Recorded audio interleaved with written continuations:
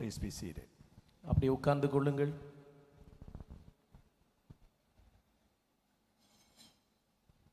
ദൈവത്തിന്റെ പരിശുദ്ധമായ നാമത്തെ ഞാൻ സ്തുതിക്കുന്നു. கர்த்தருடைய பரிசுத்த நாமத்தை நான் துதிக்கிறேன். ഈ രാത്രി ഈ യോഗത്തിന് വന്നു ചേർന്നിരിക്കുന്ന നിങ്ങളെ എല്ലാവരെയും, இன்றைக்கு இரவிலே இந்த கூடுகைக்கு வந்திருக்கிற உங்கள் அனைவரையும், ഓൺലൈനിൽ വാച്ച് ചെയ്യുന്നവരെയും ഞാൻ വന്ദനം ചെയ്യുന്നു. நேரலையில் கவனித்துக் கொண்டிருக்கிறவர்களையும் இயேசுவின் நாமத்தில் ஆமென் வணக்கத்தை தெரிவித்துக் கொள்கிறேன். സദേൺ ഡിസ്ട്രിക്റ്റിന്റെ ജനറൽ കൺവെൻഷനിൽ இந்த தென் பிரதேசத்தினுடைய இந்த ஐக்கிய கன்வென்ஷன் നിങ്ങളോടൊപ്പം വന്ന് സംബന്ധിക്കുന്നതിൽ ഞാൻ ദൈവത്തിന് സ്തുതിക്കുന്നു. உங்களோடு இணைந்து கலந்து கொள்வதில் நான் சந்தோஷப்படுகிறேன். ഈ സമൂഹത്തിന്റെ നേതാക്കന്മാരെ പ്രത്യേകിച്ച് ഞാൻ വന്ദനം ചെയ്യുന്നു. ஆமென். இந்த கூடுகையின் தலைவர்களை நினைத்து நான் கர்த்தரை ஸ்தோத்திரிக்கிறேன். വന്നിട്ടുള്ള അതിഥികളെ ഞാൻ വന്ദനം ചെയ്യുന്നു. வந்திருக்கிற விருந்தாளிகளுக்காக நான் എല്ലാ സഹോദരി സഹോദരന്മാരെയും പാസ്റ്റേഴ്സിനെയും ലീഡേഴ്സിനെയും ഞാൻ വന്ദനം ചെയ്യുന്നു. எல்லா சகோதர சகோதரிகள், தலைவர்கள், போதகர்கள் அனைவருக்கும் என் வணக்கத்தை தெரிவித்துக் கொள்கிறேன். ഈ ഡിസ്ട്രിക്റ്റിന്റെ സൂപ്രണ്ട് ബഹുമാനപ്പെട്ട പാസ്റ്റർ എൻ പീറ്റർ അവர்கள், இந்த பிரதேசத்தினுடைய சூப்பரண்டா இருக்கிற மதிப்பிற்குரிய ரெவரண்ட் என் பீட்டர் அவர்களுக்காய் கர்த்தருக்கு ஸ்தோத்திரம். അദ്ദേഹം പറഞ്ഞതുപോലെ ദീർഘവർഷങ്ങളിലെ പരിചയവും അടുപ്പവും ഞങ്ങൾ തമ്മിലുണ്ട്. அவர்கள் சொன்னது போல நெடுகாலமான தொடர்புகளும் பழக்கங்களும் எங்களுக்கு உண்டு. ദൈവം അദ്ദേഹത്തെ ശുശ്രൂഷയിൽ അനുഗ്രഹിച്ചു. ஒரு വലിய மனுஷனாக்கி ദൈവം അദ്ദേഹത്തെ തീർത്തു. ஆண்டவர் அவரை ஊழியத்தில் ஆசீர்வதித்தார். ஒரு பெரிய கனப்படுத்தப்பட்ட ஒரு மனிதனாய் கர்த்தர் அவரை மாற்றினார். ഒരു വലിയ സുവിശേഷകനും ഒരു വലിയ നേതാവുമായി ദൈവം അദ്ദേഹത്തെ, ஒரு பெரிய சுவிசேஷகரும் ஒரு பெரிய தலைவருமாக ஆண்டவர் அவரை உருவாக்கி எடுத்திருக்கிறார். നമ്മുടെ ഈ രാജ്യത്തെ ഒരു വലിയ സഭയും സ്ഥാപിക്കാൻ ദൈവം അദ്ദേഹത്തെ, இந்த தேசத்தில் ஒரு பெரிய சபை ஸ்தாபிப்பதற்கும் ஆண்டவர் அவருக்கு கிருபை கொடுத்திருக்கிறார். അങ്ങനെ അനുഗ്രഹിക്കപ്പെട്ട ദൈവത്തിന്റെ ദാസൻ, அப்படி ஆசீர்வதிக்கப்பட்ட தேவனுடைய ஊழியர் ഈ യോഗത്തിൽ വന്ന് സംബന്ധിക്കാൻ അദ്ദേഹം എന്നെ ക്ഷണിച്ചു. இந்த கூட்டத்தில் வந்து பங்கெடுக்கும்படி அவர் என்னை அழைத்தார். ഇന്ന് നിങ്ങളോടൊപ്പം ആയിരിക്കാനും സാധിക്കുന്നു. இன்றைக்கு உங்களோடு கூட இருப்பதற்கும் அது எனக்கு இதுவாயிற்று. അദ്ദേഹത്തെ ഞാൻ വന്ദനം ചെയ്യുന്നു. அவருக்கும் என் வணக்கத்தை தெரிவித்துக் கொள்கிறேன். അതുപോലെ ഇവിടുത്തെ എക്സിക്യൂട്ടീവ് കമ്മിറ്റി, இங்க இருக்கிற അതുപോലെ இங்க இருக்கிற எக்ஸிகியூட்டிவ் கமிட்டி, അനുഗ്രഹമുള്ള ശുശ്രൂഷകൾ ഈ ദേശത്ത് നടത്താൻ ദൈവം ഈ കാലമെല്ലാം അവരെ പ്രാപ്തിപ്പെടുത്തിയതിൽ ஆசீர்வதிக்கப்பட்ட எல்லா தேவ ஊழியர்களையும் இந்த நாட்கள் எல்லாம் ஆமென் ஊழியங்களை செய்வதற்கு ஆண்டவர் அவர்களை தகுதிப்படுத்தி இருக்கிறார். അവരെ എല്ലാവരെയും ഞാൻ പ്രത്യേകം വന്ദനം ചെയ്യുന്നു. அவர்கள் அனைவருக்கும் என்னுடைய வணக்கத்தை விசேஷமாய் தெரிவித்துக் கொள்கிறேன். അവരിൽ ഒരാള് പാസ്റ്റർ ബ്രൈറ്റ് ഡേവിസ്, ഞങ്ങളൊക്കെ ഒരുമിച്ച് പഠിച്ച ആളുകളാണ്. ஆமென். அவர்களிலே ஒருவர் பாஸ்டர் ரெவரண்ட் பிரைட் டேவிஸ் அவர்கள் நாங்கள் இணைந்து படித்தவர்கள். മറ്റ് ഈ ദേവദാസന്മാർ എല്ലാവരും അവരുടെ സേവനങ്ങൾക്കായും സ്തോത്രം. மற்ற எல்லா ஊழியர்களுக்காக அவர்களுடைய சேவைகளுக்காக நான் கர்த்தரை ஸ்தோத்திரிக்கிறேன். പ്രത്യേകിച്ച് നമ്മുടെ SIAG-യുടെ ജനറൽ ട്രഷറർ ഇന്ന് നമ്മോട് കൂടെ ഉള്ളതിൽ പ്രത്യേക സന്തോഷം. குறிப்பாக நம்முடைய SIAG-னுடைய ஜெனரல் ட்ரெஷரர் அவர்கள் நம்மோடு கூட இருப்பது மிகுந்த சந்தோஷம். ഈ ഡിസ്ട്രിക്റ്റിന് സൂപ്രണ്ടായിട്ടും അദ്ദേഹം സേവനമനുഷ്ഠിച്ചു. இந்த பிரதேசத்தினுடைய சூப்பரண்டாகவும் அவர்கள் சேவை செய்திருக்கிறார்கள். അദ്ദേഹത്തെ ഞാൻ പ്രത്യേകം വന്ദനം ചെയ്യുന്നു. அவர்களுக்கும் விசேஷமான வணக்கத்தை தெரிவித்துக் கொள்கிறேன். അതുപോലെ ഇവിടെയുള്ള ഓരോരുത്തരെയും നല്ല കോയർ, അനുഗ്രഹിക്കപ്പെട്ട സന്ദേശങ്ങൾ എല്ലാത്തിനായും സ്തോത്രം. ஆமென். இங்க இருக்கிற ஒவ்வொருவருக்காக நல்ல கோயர், ஆசீர்வதிக்கப்பட்டதான வார்த்தைகள் எல்லாவற்றிற்காகவும் நான் கர்த்தரை ஸ்தோத்திரிக்கிறேன். ഇന്ന് രാത്രി ഈ ആഴ്ചയിൽ തന്നെ നിങ്ങളോടൊപ്പം റെവറൻഡ് വിൽസൺ ജോസ് ഇവിടെയുണ്ട്. இந்த இரவிலே இந்த வாரத்தில் தானே ரெவரண்ட் வில்சன் ஜோஸ் அவர்களும் உங்களோடு கூட இருக்கிறார், நம்மோடு கூட இருக்கிறார்கள். അദ്ദേഹം ഇവിടെ ഉണ്ട് എന്ന് നേരത്തെ ഞാൻ അറിഞ്ഞിരുന്നു. ഞങ്ങൾ തമ്മിൽ സംസാരിച്ചിരുന്നു. அவர்கள் இங்கே இருக்கிறார்கள் என்று நேரமே எனக்கு தெரிந்தது. நாங்கள் பேசிக்கொண்டோம். ഞങ്ങളൊക്കെ ഏതാണ്ട് ഒരേ പ്രായക്കാരാണ്. நாங்கள் கிட்டத்தட்ட ஒரே வயதை உடையவர்கள். വളരെ ചെറുപ്പത്തിലെ തൊട്ടുള്ള പരിചയക്കാർ. ஆமென். வாலிபன் முதலுள்ள தொடர்புகள், பழக்கங்கள் எங்களுக்கு உண்டு. അദ്ദേഹത്തിൻ്റെ പിതാവിൻ്റെ പിതാവ് കേരളത്തിലെ അസംബ്ലീസ് ഓഫ് ഗോഡിൻ്റെ പ്രവർത്തകരിലെ വളരെ ആദ്യകാലമുള്ള ഒരു പ്രവർത്തകനാണ്. அவருடைய தகப்பனுடைய தகப்பனார் கேரளாவிலே அசம்பிளிஸ் ஆஃப் காட் திருச்சபையிலுள்ள ஒரு ஆரம்பகால ஊழியர். അങ്ങനെ ആദ്യകാല പ്രവർത്തകന്റെ കൊച്ചുമോനാണ്. ஆமென். அந்த ஆரம்ப காலகட்டத்தில் இருந்த ஊழியருடைய சிறுமகன் தான் அவர். അദ്ദേഹത്തിൻ്റെ പിതാവും അസംബ്ലീസ് ഓഫ് ഗോഡിലെ ഒരു സീനിയർ ശുശ്രൂഷകനാണ്. அவருடைய தகப்பனாரும் அசம்பிளிஸ் ஆஃப் காட் திருச்சபையினுடைய ஒரு சீனியர் போதகராக இருக்கிறார். ഞങ്ങൾ തമ്മിൽ വളരെ സ്നേഹവും അടുപ്പമുള്ള സ്നേഹിതരാണ്. എന്നേക്കാൾ പ്രായം വളരെ കൂടുതലുണ്ട്, എന്നാലും ഞങ്ങൾ തമ്മിൽ വളരെ സ്നേഹിതരായിരുന്നു. ஆமென். நாங்கள் என்னை விட அவர்கள் வயது மூத்தவர்கள், ஆனாலும் எங்களுக்கு நல்ல அன்பும் ஐக்கியமும் உண்டு. അങ്ങനെ അദ്ദേഹവും ഈ ആഴ്ച ഇവിടെയുണ്ട്. ഒന്നിച്ച് ശുശ്രൂഷിക്കാൻ സാധിക്കുന്നതിൽ വളരെ സന്തോഷം. இன்றைக்கு அவர்களும் இன்றைக்கு இந்த வாரம் இருக்கிறார்கள். ஒருமித்து ஊழியம் செய்வதில் மிகுந்த சந்தோஷம். ഞങ്ങളുടെ ഡിസ്ട്രിക്റ്റിനെ അറിയാനും സ്നേഹിക്കാനും ഒക്കെ ദൈവം അദ്ദേഹത്തിന് അവസരം കൊടുത്തു. ஆமென். இந்த பிரதேசத்தை அறிவதற்கும் நேசிப்பதற்கெல்லாம் ஆண்டவர் அவர்களுக்கு வாய்ப்பை கொடுத்திருக்கிறார். ദൈവത്തിന്റെ വേലയ്ക്ക് വളരെ സഹായം ചെയ്യുന്ന ஆண்டவருடைய ஊழியத்திற்காக அதிகமாய் கொடுக்கிற ஒரு நல்ல தேவ ஊழியர். അദ്ദേഹത്തിന്റെ ജീവിതം, ആ കുടുംബം, എല്ലാവരെയും ഓർത്ത് സ്തോത്രം ചെയ്യുന്നു. அவருடைய குடும்பம், அவருடைய ஊழியம் எல்லாவற்றையும் நினைத்து நான் ஆண்டவரை ஸ்தோத்திரிக்கிறேன்.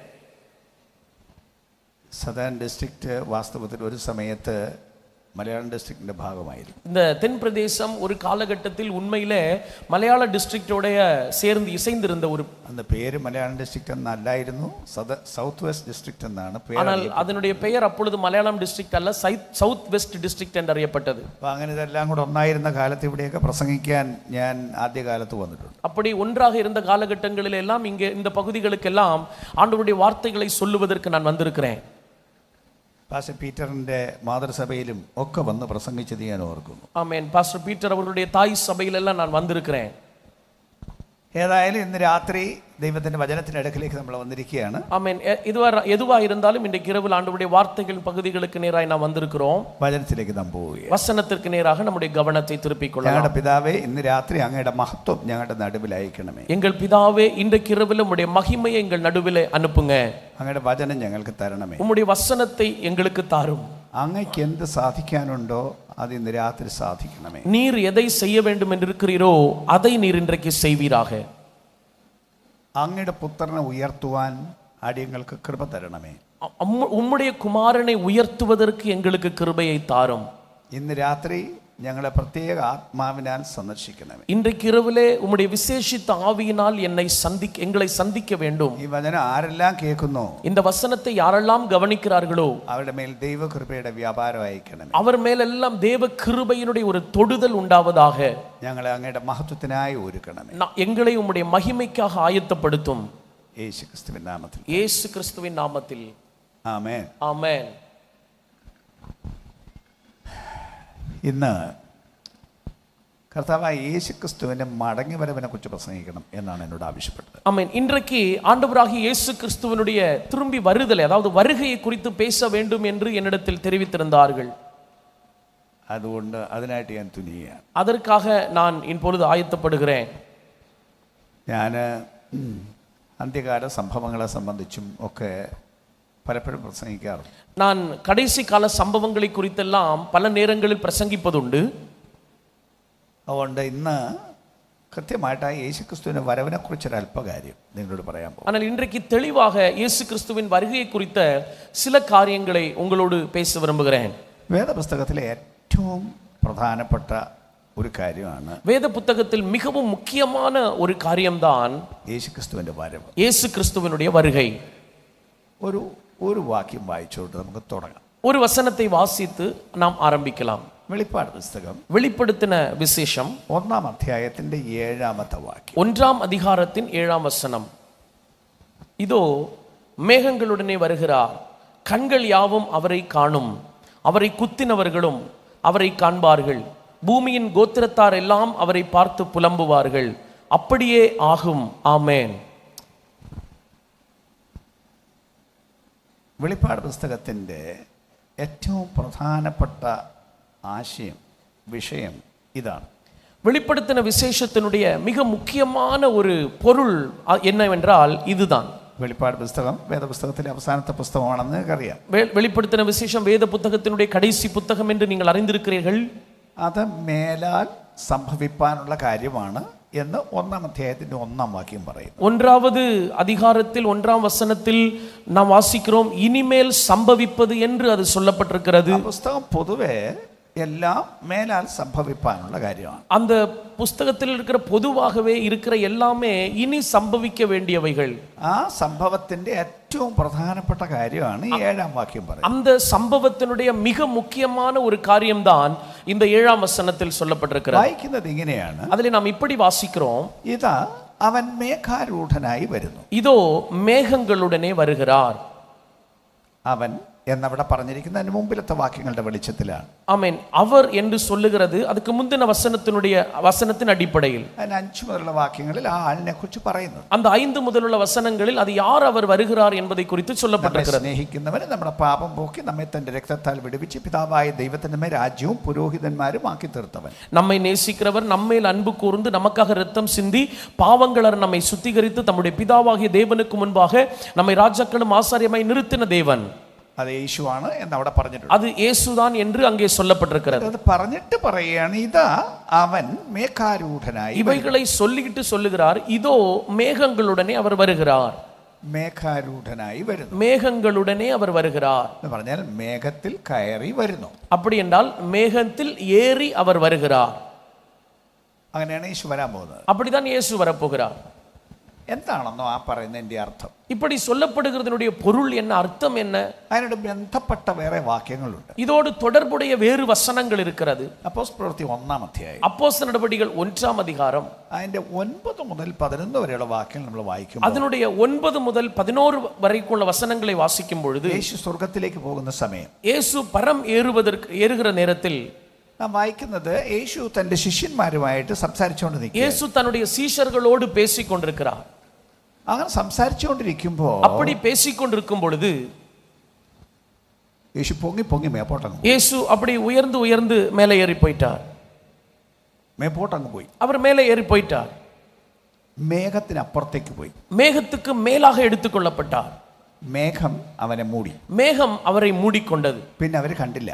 அதுக்கு பின்பு யாரும் அவரை பார்க்கவில்லை.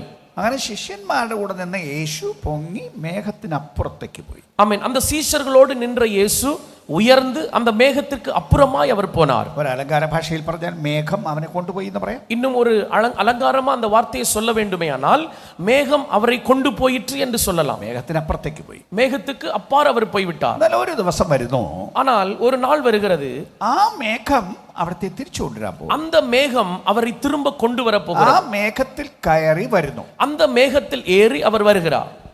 അതായിരിക്കും യേശു വരുന്ന രീതി. அதுதான் இயேசு வருகிற விதம். എന്നിട്ട് ആ വാക്യത്തിന്റെ ബാക്കി നോക്കൂ. அதுக்கு பின் அந்த வசனத்தின் பின்பகுதியை பாருங்கள். ഏത് കണ്ണും അവനെ കുത്തിത്തുളച്ചവരും അവനെ കാണും. அவரை குத்தினவர்கள் யாவரும் அவரை காண்பார்கள். എല്ലാവരും അവനെ കാണും. எல்லாரும் அவரை பார்ப்பார்கள். എല്ലാവരും കാണത്തക്കവണ്ണം യേശു ഇറങ്ങി വരും. எல்லாரும் பார்க்கத்தக்க விதத்தில் இயேசு இறங்கி வருவார். കാണാത്ത ഒരാളും ഉണ്ടാവില്ല. அதை பார்க்காதவர்கள் ஒருவரும் இருக்க மாட்டார்கள். അടുത്ത പ്രയോഗം, அடுத்த வார்த்தை, ഭൂമിയിലെ ഗോത്രങ്ങളൊക്കെയും അവനെ ചൊല്ലി വിലപിക്കും. ஆமென். பூமியின் கோத்திரத்தார் எல்லாரும் அவரை பார்த்து புலம்புவார்கள். യേശു വരുമ്പോ, இயேசு வரும்போது ഭൂമിയിൽ ഭയങ്കര നിലവിളി ഉണ്ടാവും. பூமியிலே பயங்கரமான புலம்பல்கள் உண்டாகும். എല്ലാം ഒരു വലിയ കൂട്ടം ജനം അലറി നിലവിളിക്കും. ஒரு பெரும் கூட்டத்தார் அழுது புலம்புவார்கள், அலறி அழுது புலம்புவார்கள். ആമേൻ. அப்படியே ஆகட்டும், ஆமென். അങ്ങനെ തന്നെ സംഭവിക്കും. அப்படிதான் சம்பவிக்கும். ഒരു മാറ്റം ഉണ്ടാവില്ല. ஒரு மாற்றமும் மாறுதலும் இருக்காது. ആകയാൽ ഈ പുസ്തകത്തിന്റെ സന്ദേശം, ഈ വേദപുസ്തകത്തിന്റെ സന്ദേശം, ஆகவே இந்த வேத புஸ்தகத்தினுடைய வார்த்தை செய்தி என்னன்னா, യേശു ക്രിസ്തുവിന്റെ വരവെന്നുള്ളതാണ്. இயேசு கிறிஸ்துவனுடைய வருகை என்பதுதான். ഇത് 2-ാം വരവിന്റെ കാര്യം. இது 2வது வருகையின் காரியம். ഞാനിത് പറയുമ്പോൾ ഈ സുവിശേഷ സന്ദേശം ശ്രദ്ധിക്കുന്ന പൊതുലോകമുണ്ട്. நான் இதை கவனிக்கும் பொழுது இந்த சுவிசேஷ செய்தியை கேட்கிற பொது உலகம் இருக்கிற பொது ஜனங்கள் இருக்கிறார்கள். ഇതിനകത്തിരിക്കുന്ന വിശ്വാസികൾ മാത്രമല്ല, இங்கே இருக்கிற விசுவாசிகள் மாத்திரமல்ல. അതുകൊണ്ട് അവർക്കും കൂടെ മനസ്സിലാകുന്ന ഭാഷയിൽ ചില കാര്യങ്ങൾ ഞാൻ പറയണം. எனவே அவர்களுக்கும் புரிந்து கொள்ளத்தக்க விதத்தில் சில காரியங்களை நான் சொல்லுகிறேன். ലോകത്തിലെ ഏറ്റവും വലിയ സന്ദേശം യേശു ലോകത്തിൽ വന്നു ഇനിയും വരും എന്നുള്ളതാണ്. உலகத்தில் ஒரு மிகப்பெரிய செய்தி என்னவென்றால், இயேசு உலகத்தில் வந்தார், அவர் மறுபடியும் வருவார் என்பதுதான். ലോകത്തിന് വ്യത്യാസം വരുത്തിക്കൊണ്ട് യേശു ലോകത്തിൽ വന്നു. உலகத்திற்கு ஒரு வித்தியாசத்தை ஏற்படுத்தி கொண்டு இயேசு உலகத்தில் வந்தார். യേശു വന്നു എന്ന് യേശുവിന്റെ സത്യസന്ധതയിൽ വിശ്വസിക്കാത്തവർ പോലും യേശു വന്നു എന്ന യാഥാർത്ഥ്യത്തെ അംഗീകരിച്ചേ തീരൂ. ஆமென். இயேசு கிறிஸ்து வந்தார் என்று இயேசு கிறிஸ்துவின் சந்ததிகளாய் இருக்கிறவர்கள் அறியாமல் இருந்தாலும் அவர்கள் அதை விசுவாசித்தே ஆக வேண்டும். കാരണം യേശു വന്ന ഭൂമിയിൽ വന്നതിന് ശേഷമുള്ള കാലക്കണക്കാണ് നമ്മൾ ഇന്ന് പറയുന്നത്. காரணம் ஏனென்றால் இயேசு வந்ததற்கு பிறகுள்ள கால அடிப்படைகளை தான் நாம் இன்றைக்கு கற்றுக்கொள்கிறோம். നമ്മൾ 2025 എന്ന് പറയുമ്പോൾ യേശു ജഡാവതാരം ചെയ്തതിന് ശേഷമുള്ള കാലമായിട്ടാണ് പറയുന്നത്. நாம் இன்றைக்கு 2025ஆம் ஆண்டு என்று சொல்லும் பொழுது இயேசு பூமியில பிறந்ததற்கு பிறகு 2025 என்று சொல்லுகிறோம். യേശു ഒരു നാൾ ഭൂമിയിൽ ജനിച്ചു. இயேசு ஒரு நாள் பூமியில் பிறந்தார். പക്ഷേ സാധാരണ കുട്ടിയായിട്ടല്ല. ஆனால் சாதாரண ஒரு குழந்தையாய் அல்ல. നിശ്ചയമായിട്ടും സാധാരണ കുട്ടിയെ പോലെയാണ് വന്നത്. உண்மையிலேயே சொல்லணும்னா சாதாரண குழந்தை தான் வந்தார். പക്ഷേ ഒരു അപ്പന്റെയും അമ്മയുടെയും മകനായി ജനിച്ചതല്ല. ஆனால் ஒரு தாய் தகப்பனுடைய மகனாய் பிறந்தல்ல அவர் வந்தது. അപ്പനും അമ്മയും ഉണ്ടെന്ന് തോന്നും. அப்பாவும் அம்மாவும் இருக்கிறார்கள் என்று தோன்றும். അമ്മ ഉണ്ടെന്നുള്ളത് ശരിയുമാണ്. அம்மா இருக்கிறார்கள் என்பது உண்மைதான். പക്ഷെ കേവലം അവരിൽ നിന്ന് ഉൽപ്പാദിതമായതല്ല. ஆனா உண்மையில் அவர்கள் மூலமாய் உற்பவிக்கப்பட்டவர் அல்ல. ദൈവമായിരുന്നവൻ, தேவமாயிருந்தவர், സകലത്തെയും ഉണ്ടാക്കിയവൻ, சகலவற்றையும் உருவாக்கியவர், എല്ലാത്തിനും തുടക്കമായവൻ, எல்லாவற்றுக்கும் துவக்கமானவர், മനുഷ്യർക്ക് വേണ്ടി ഭൂമിയിൽ ജഡമെടുത്തു വന്നതാണ്. மனிதருக்காக பூமியில் மாம்சமாய் அவர் வந்ததாய் இருக்கிறார். പ്രത്യേക ഉദ്ദേശത്തിന് വേണ്ടി വന്നതാണ്. விசேஷித்த நோக்கத்திற்காய் வந்திருக்கிறார். അന്നു മുതൽ ഒരു പുതിയ യുഗം തുറന്നു. அன்று முதல் ஒரு புதிய யுகம் ஆரம்பித்தது. ക്രിസ്തുവിന്റെ യുഗം ആരംഭിച്ചു. அது கிறிஸ்துவின் காலம் ஆரம்பித்தது. ആ സന്ദേശം ലോകം മുഴുവൻ അറിയണം. அந்த செய்தி உலகம் முழுவதும் அறிய வேண்டும். അന്ന് തന്നെ വിളംബരം ചെയ്തു. அன்றைக்கே அந்த செய்தி பரப்பப்பட்டது. ഒരു മേലോകത്തിൽ നിന്ന് ദൂതന്മാർ വന്നു. மேலோகத்திலிருந்து தூதர்கள் வந்தார்கள். അവർ വിളിച്ചു പറയുകയാണ്, அவர்கள் ഉറത്ത சத்தமாய் സകല சொன்னார்கள், ജനത്തിനും ഉണ്ടാകുവാനുള്ള മഹാസന്തോഷം ഞാൻ നിങ്ങളോട് സുവിശേഷിക്കുന്നു. சகல ஜனங்களுக்கும் நற்செய்தியை அறிவிக்கிறேன் என்று அவர் சொல்லுகிறார். ക്രിസ്തു എന്ന രക്ഷിതാവ് ഇന്ന് ദാവീദിന്റെ പട്ടണത്തിൽ നിങ്ങൾക്കായി ജനിച്ചിരിക്കുന്നു. கிறிஸ்து என்னும் இரட்சகர் இன்றைக்கு தாவீதின் ஊரிலே உங்களுக்காக பிறந்திருக்கிறார். മേലോകം വിളംബരം ചെയ്ത സന്ദേശമാണ് യേശുവിന്റെ ആഗമനം. மேலான உலகம் இயேசு கிறிஸ்துவின் வருகை குறித்த நற்செய்தியை அறிவித்திருக்கிறது. സകല ലോകത്തോടും വിളംബരം ചെയ്ത് പറഞ്ഞു യേശു വരുന്നു. சகல உலகத்திற்கும் அவர்கள் சொன்னிருக்கிறார்கள், இயேசு வந்திருக்கிறார். യേശു ഭൂമിയിൽ പ്രസംഗിച്ചു. இயேசு பூமியில் பிரசங்கித்தார். ശരിക്കും അവിടുന്ന് മനുഷ്യനായി ജീവിച്ചു. அவர் உண்மையிலேயே ஒரு மனிதனாக வாழ்ந்தார். മനുഷ്യർ അവിടുത്തെ കണ്ടു. மனுஷர்கள் அவரை பார்த்தார்கள். അവരുടെ കൂടെ നടക്കാമായിരുന്നു. அவரோடு கூட நடக்க അവിടുത്തെ முடிந்தது. തൊടാമായിരുന്നു. அவரை தொட முடிந்தது. അങ്ങനെ യാഥാർത്ഥ്യമായി ഭൂമിയിൽ ജീവിച്ചവൻ. அப்படி உண்மையாகவே அவர் பூமியில் வாழ்ந்திருந்தவர். പക്ഷേ അവിടുന്ന് വന്നത് വലിയ ഉദ്ദേശത്തിന് വേണ്ടിയാണ്. அவர் വന്നത് ஒரு மிகப்பெரிய நோக்கத்திற்காக வந்தார். ഉദ്ദേശത്തിന്റെ നിവൃത്തിക്ക് വേണ്ടി, அந்த நோக்கத்தை நிறைவேற்றுவதற்காக യേശു മരിച്ചു. இயேசு மரித்தார். ആ മരണം സർക്കാർ അവിടുത്തെ കൊന്നതാണ്. ஆமென். அந்த மரணம் அரசாங்கம் அவரை கொன்றது. അവിടുത്തെ ക്രൂശിച്ചതാണ്. அவரை சிலுவையில் அறைந்தது தான். அரசாங்கம் அவர்களை சிலுவையில் அறைந்தது. പക്ഷേ അത് ദൈവത്തിന്റെ ഉദ്ദേശത്തിന് വേണ്ടിയായിരുന്നു. ஆனால் அது நிறைவேறினது தேவத்தினுடைய நோக்கத்திற்காக. അവിടുന്ന് മരിക്കാൻ വേണ്ടി വന്നതാണ്. அவர் മരിப்பதற்காகவே வந்தார். ലോകത്തിന്റെ പാപത്തിന്റെ പരിഹാരത്തിനായി മരിക്കാൻ വേണ്ടി വന്നതാണ്. உலகத்தின் பாவத்தின் பரிகாரத்திற்காக மரிப்பதற்காக வந்தார். ആ മരണവാർത്ത പോലും ദൈവം വേറൊരു ഭാഷയിൽ വിളംബരം ചെയ്തു. அந்த மரண வார்த்தையை கூட ஆண்டவர் வேறு ஒரு வார்த்தையின் மூலமாய் அதை விளம்பர பிரசித்தப்படுத்தினார். ഒരു പട്ടാപ്പകൽ പകൽ 12 മണി നേരം സൂര്യൻ ഇരുണ്ടുപോയി. ஒரு பகல் நேரத்தில் 12 மணி நேரம் சூரியன் அந்தகாரப்பட்டது. നാട്ടിലെ നട്ടുച്ചയ്ക്ക്, உலகத்துல நம்ம ஊர்ல நடுப்பகல் நேரத்தில் സൂര്യൻ അസ്തമിച്ചു പോയി. சூரியன் மறைந்து போனது. ആളുകൾ അന്വേഷിക്കണം എന്താണ് സംഭവം. ஜனங்கள் விசாரிக்க வேண்டும், ஏன் இது சம்பவித்தது. അടുത്ത 3 മണിക്കൂർ വെളിച്ചമില്ല. அடுத்த 3 மணி நேரம் வெளிச்சம் இல்லை. ആ 3 മണിക്കൂർ നേരം കഴിഞ്ഞാണ് വെളിച്ചം വന്നത്. அடுத்த 3 மணி நேரம் தாண்டிதான் வெளிச்சம் வந்தது. ലോകം അന്വേഷിച്ചു നോക്കൂ എന്താണ് സംഭവം. உலகம் விசாரித்தது, என்ன சம்பவித்திருக்கிறது. ലോകത്തിന്റെ സൃഷ്ടികർത്താവ്, உலகத்தின் சிருஷ்டிகர்த்தர், സകല മനുഷ്യന്റെ സൃഷ്ടികർത്താവ്, சகல மனிதர்களுடைய சிருஷ்டிகர்த்தர், സകല മനുഷ്യർക്കും വേണ്ടി ക്രൂശിൽ മരിക്കുന്നു. சகல மனிதர்களுக்காக சிலுவையில் மரித்தார். അവസാനത്തെ മണിക്കൂറുകൾ എത്തിയിരിക്കുന്നു. ஆமென். அந்த மணி நேரங்கள் வந்திருக்கிறது. സകല ലോകവുമേ, சகல உலகமே തിരിഞ്ഞ് രക്ഷപ്പെട്ടുകൊള്ളുവീൻ. நீங்கள் திரும்பி ரட்சிக்கப்படுங்கள். പാപപരിഹാരത്തിന് വഴി ഉണ്ടാക്കിയിരിക്കുന്നു. உங்களுடைய பாவத்திற்கான பரிகாரத்திற்கான வழி உண்டாக்கப்பட்டிருக்கிறது. ഇതാ നിങ്ങൾക്കായി യാഗമാകുന്നു. ரட்சகர் இதோ உங்களுக்காக பலியாயிருக்கிறார். അങ്ങനെ അതും വിളംബരം ചെയ്തതാണ്. പ്രസിദ്ധമാണ്. அதுவும் பிரசித்தப்படுத்தப்பட்டது. ആ യേശു മരിച്ചവർ ഉയർത്തെഴുന്നേറ്റു. அந்த இயேசு மரித்தவர் உயிரோடு எழும்பினார்.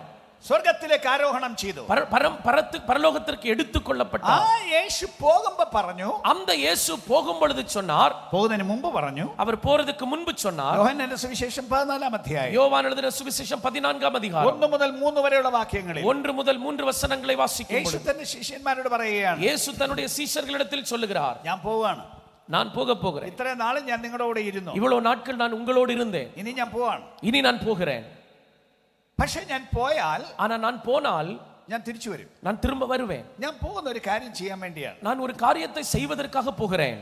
ഞാൻ ഒരു ഭവനം ഒരുക്കാൻ പോകും. நான் உங்களுக்காக வீட்டை உருவாக்க போகிறேன். വലിയ ഭവനം, ஒரு பெரிய വീട്. അത് ഒരുക്കി കഴിഞ്ഞാൽ, அதை ஆயத்தப்படுத்தினால், ഞാൻ ഇരിക്കുന്ന ഇടത്ത് നിങ്ങളും ഇരിക്കേണ്ടത്, நான் இருக்கிற இடத்தில் நீங்களும் இருக்கும்படி പിന്നെയും വന്ന് നിങ്ങളെ എന്റെ അടുക്കൽ ചേർത്തുകൊള്ളും. நான் மறுபடியும் வந்து உங்களை என்னிடமாய் சேர்த்துக் கொள்ளுவேன். യേശു നേരിട്ട് പറഞ്ഞു. இதை இயேசு நேரடியாகவே சொன்னார். പോവാണ്, நான் போகிறேன், പോയിട്ട് ഞാൻ വരും, போயிட்டு திரும்ப வருவேன், വന്ന് നിങ്ങളെ കൊണ്ടുപോകും, வந்து உங்களை என்னிடத்தில் എന്റെ கொண்டு കൂടെ നിങ്ങളെ போவேன், ഇരുത്തും. என்னோடு கூட உங்களை அமர பண்ணுவேன். ആ വാക്യം മാത്രമല്ല, அந்த வார்த்தை மாத்திரமல்ல, സുവിശേഷങ്ങൾ വായിച്ചാൽ, சுவிசேஷ புத்தகங்கள் வாசித்தால் അനവധി സാദൃശ്യങ്ങൾ, ഉപമകൾ യേശു പറഞ്ഞു. அநேக ஒப்புமைகளை உவமைகளை இயேசு சொன்னார். അത് പലതും യേശു തിരിച്ചു വരും എന്നതിന്റെ ഉപമകളായിരുന്നു. அது பல உவமைகளும் இயேசு திரும்ப வருவார் என்பதுதான். തിരിച്ചു വരുമ്പോൾ എന്ത് സംഭവിക്കും അവർ എന്നതിനെ സംബന്ധിച്ചുള്ള ഉപമകളായിരുന്നു. அவர் திரும்ப வரும்பொழுது என்ன சம்பவிக்கும் அவைகளை குறித்த உவமைகளாய் இருந்தது. ഞാൻ മുമ്പ് പറഞ്ഞതുപോലെ, நான் ஏற்கனவே சொன்னது போல, ശിഷ്യന്മാർ നോക്കി നിന്നപ്പോഴാണ് ഇത് സംഭവിച്ചത്. சீஷர்கள் பார்த்து கொண்டிருக்கும் பொழுதுதான் இது சம்பவித்தது. യേശു അപ്രത്യക്ഷപ്പെട്ടതല്ല.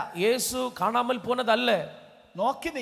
അവർ നോക്കി നിൽക്കുക, മേപ്പോട്ട് പൊങ്ങി പൊങ്ങി പൊങ്ങി ക്രമേണ പൊങ്ങിപ്പോയി. சீஷர்கள் பார்த்து கொண்டிருக்கும் பொழுதே அவர் உயர உயர உயர எடுத்துக் கொள்ளப்பட்டார். ഞാൻ പറഞ്ഞതുപോലെ മേഘത്തിന് അപ്പുറത്തേക്ക് പോയി. நான் சொன்னது போல மேகத்திற்கு அப்புறமாய் அவர் போனார். അപ്പോഴാണ് ദൂതന്മാർ വന്ന് വിളിച്ചു പറയുന്നത്, அப்பொழுதுதான் தூதர்கள் வந்து சொல்லுகிறார்கள், ഗലീല നാട്ടുകാരെ, നിങ്ങൾ എന്താണ് ഈ മേപ്പോട്ട് നോക്കി നിൽക്കുന്നത്? கலிலேய மனுஷரே, நீங்கள் ஏன் வானத்தை பார்த்துட்டு இருக்கிறீங்க? അവർ ഗലീല എന്ന നാട്ടുകാരായിരുന്നു. அவர் கலிலாவின் ஊரை சேர்ந்தவர்களாய் இருந்தார்கள். അവരോട് ചോദിക്കുകയാണ്, அதனால் அவர்களிடத்தில் தூதர்கள் கேட்கிறார்கள், ഗലീലക്കാരെ, നിങ്ങൾ എന്താണ് മേപ്പോട്ട് നോക്കി നിൽക്കുന്നത്? கலிலேயர்களே, நீங்கள் ஏன் வானத்தை பார்த்து നിങ്ങളെ கொண்டிருக்கிறீர்கள்? വിട്ട് സ്വർഗ്ഗത്തിലേക്ക് പോയ ഈ യേശു, உங்களை விட்டு பரலோகத்திற்கு எடுத்துக் கொள்ளப்பட்ட இந்த இயேசு, സ്വർഗ്ഗത്തിലേക്ക് പോകുന്നവനായി നിങ്ങൾ കണ്ടതുപോലെ, எப்படி உங்கள் கண்களுக்கு முன்பாக அவர் வானத்துக்கு எழுந்தருளி போனாரோ, ആ പോകുന്നത് മേഘത്തിൽ കയറിപ്പോയല്ലേ? அப்ப அந்த போனது அப்படி மேகத்திற்கு மேலாக எழும்பி അവർ போனார். നോക്കി നിൽക്കുകയാണ് സംഭവം. அவர்கள் பார்த்து கொண்டிருப்பொழுதுதான் அது சம்பவித்தது. അതുപോലെ അവൻ വീണ്ടും വരും, அவர் மறுபடியும் வருவார். അതാണ് വെളിപ്പാട് പുസ്തകം പറയുന്നത്. அதைதான் வெளிப்படுத்தின விசேஷம் പോയ சொல்லுகிறது. പോലെ, அவர் போனது போல, മേഘത്തിനപ്പുറത്തേക്ക് പോയതുപോലെ, மேகத்திற்கு அப்புறமாய் போனது മേഘത്തിൽ போல, കയറിപ്പോയ പോലെ, மேகத்திற்கு மேல் ஏறினது போல അവൻ മേഘാരൂഢനായി വരുന്നു. அவர் மேகங்களுடனே வருகிறார். എല്ലാ മനുഷ്യരും ഇത് കാണേണ്ടി വരും. எல்லா மனிதர்களும் இதை பார்க்க வேண்டி வரும். ഞാൻ ഒന്നുകൂടെ എടുത്തു പറയുന്നു, நான் ஒரு முறை கூட அதை எடுத்து சொல்கிறேன். ഭൂമിയിലെ സകല ഗോത്രങ്ങളും കാണാൻ, பூமியின் சகல கோத்திரங்களும் அதை பார்ப்பார்கள். ഭൂമിയിൽ ഒരു കൂട്ടം ആളുകൾ ഉറങ്ങുന്ന നേരമാണ്, ஆனா அதே நேரத்துல ஒரு சில கூட்டத்தார் தூங்கி கொண்டிருக்கிற நேரம், അതേ സമയത്ത് വേറൊരു കൂട്ടർ ഉണരുന്ന നേരമാണ്. வேறு ஒரு கூட்டத்தார் எழும்புகிற நேரம், எந்திரிக்கிற நேரம். നമുക്കിപ്പോ രാത്രിയാണ്, நமக்கு இப்பொழுது இரவு. പാസ്റ്റർ വിൽസൺ ജോസിന്റെ നാട്ടിൽ ഇപ്പൊ നേരം വെളുത്ത സമയമാണ്. ஆனா பாஸ்டர் வில்சன் ஜோஸ் அவர்களுடைய ஊர்ல இப்பதான் காலை வேளையா இருக்கும். അപ്പൊ നമ്മൾ ഉറങ്ങുന്ന നേരം അവർ ഉണർന്ന് ജോലി ചെയ്യുന്ന നേരം. அப்ப நம்ம தூங்க போற நேரம், அவங்க உணர்ந்து வேலைகளை ஆரம்பிக்கிற நேரம். ഉണർന്നിരുന്നാലും ഉറങ്ങിയാലും, தூங்கிட்டு இருந்தாலும் எந்திரிச்சிருந்தாலும் സകലരും ഈ വാർത്ത കാണും, ഈ സംഭവം കാണും. சகல ஜனங்களும் இந்த சம்பவத்தை பார்ப்பார்கள். എങ്ങനെ രാത്രി ഇവരെങ്ങനെ കാണുമെന്ന് ചോദിച്ചാൽ, இரவிலே இவர்கள் எப்படி இதை காண்பார்கள் என்று கேட்டால், ഭയങ്കര ഇടി വെട്ടി എന്നിരിക്കട്ടെ. பயங்கர ஒரு இடி வெட்டினது என்று வைத்துக் സാധാരണ கொள்ளுங்கள். ഇടിയല്ല, சாதாரணமான இடி அல்ல, ഇടി. ஒரு பயங்கரமான ஒரு இடி. രാത്രി ഉണരില്ലേ? இரவுல எந்திரிப்பீங்களா இல்லையா? ആരും ഉണരില്ലേ?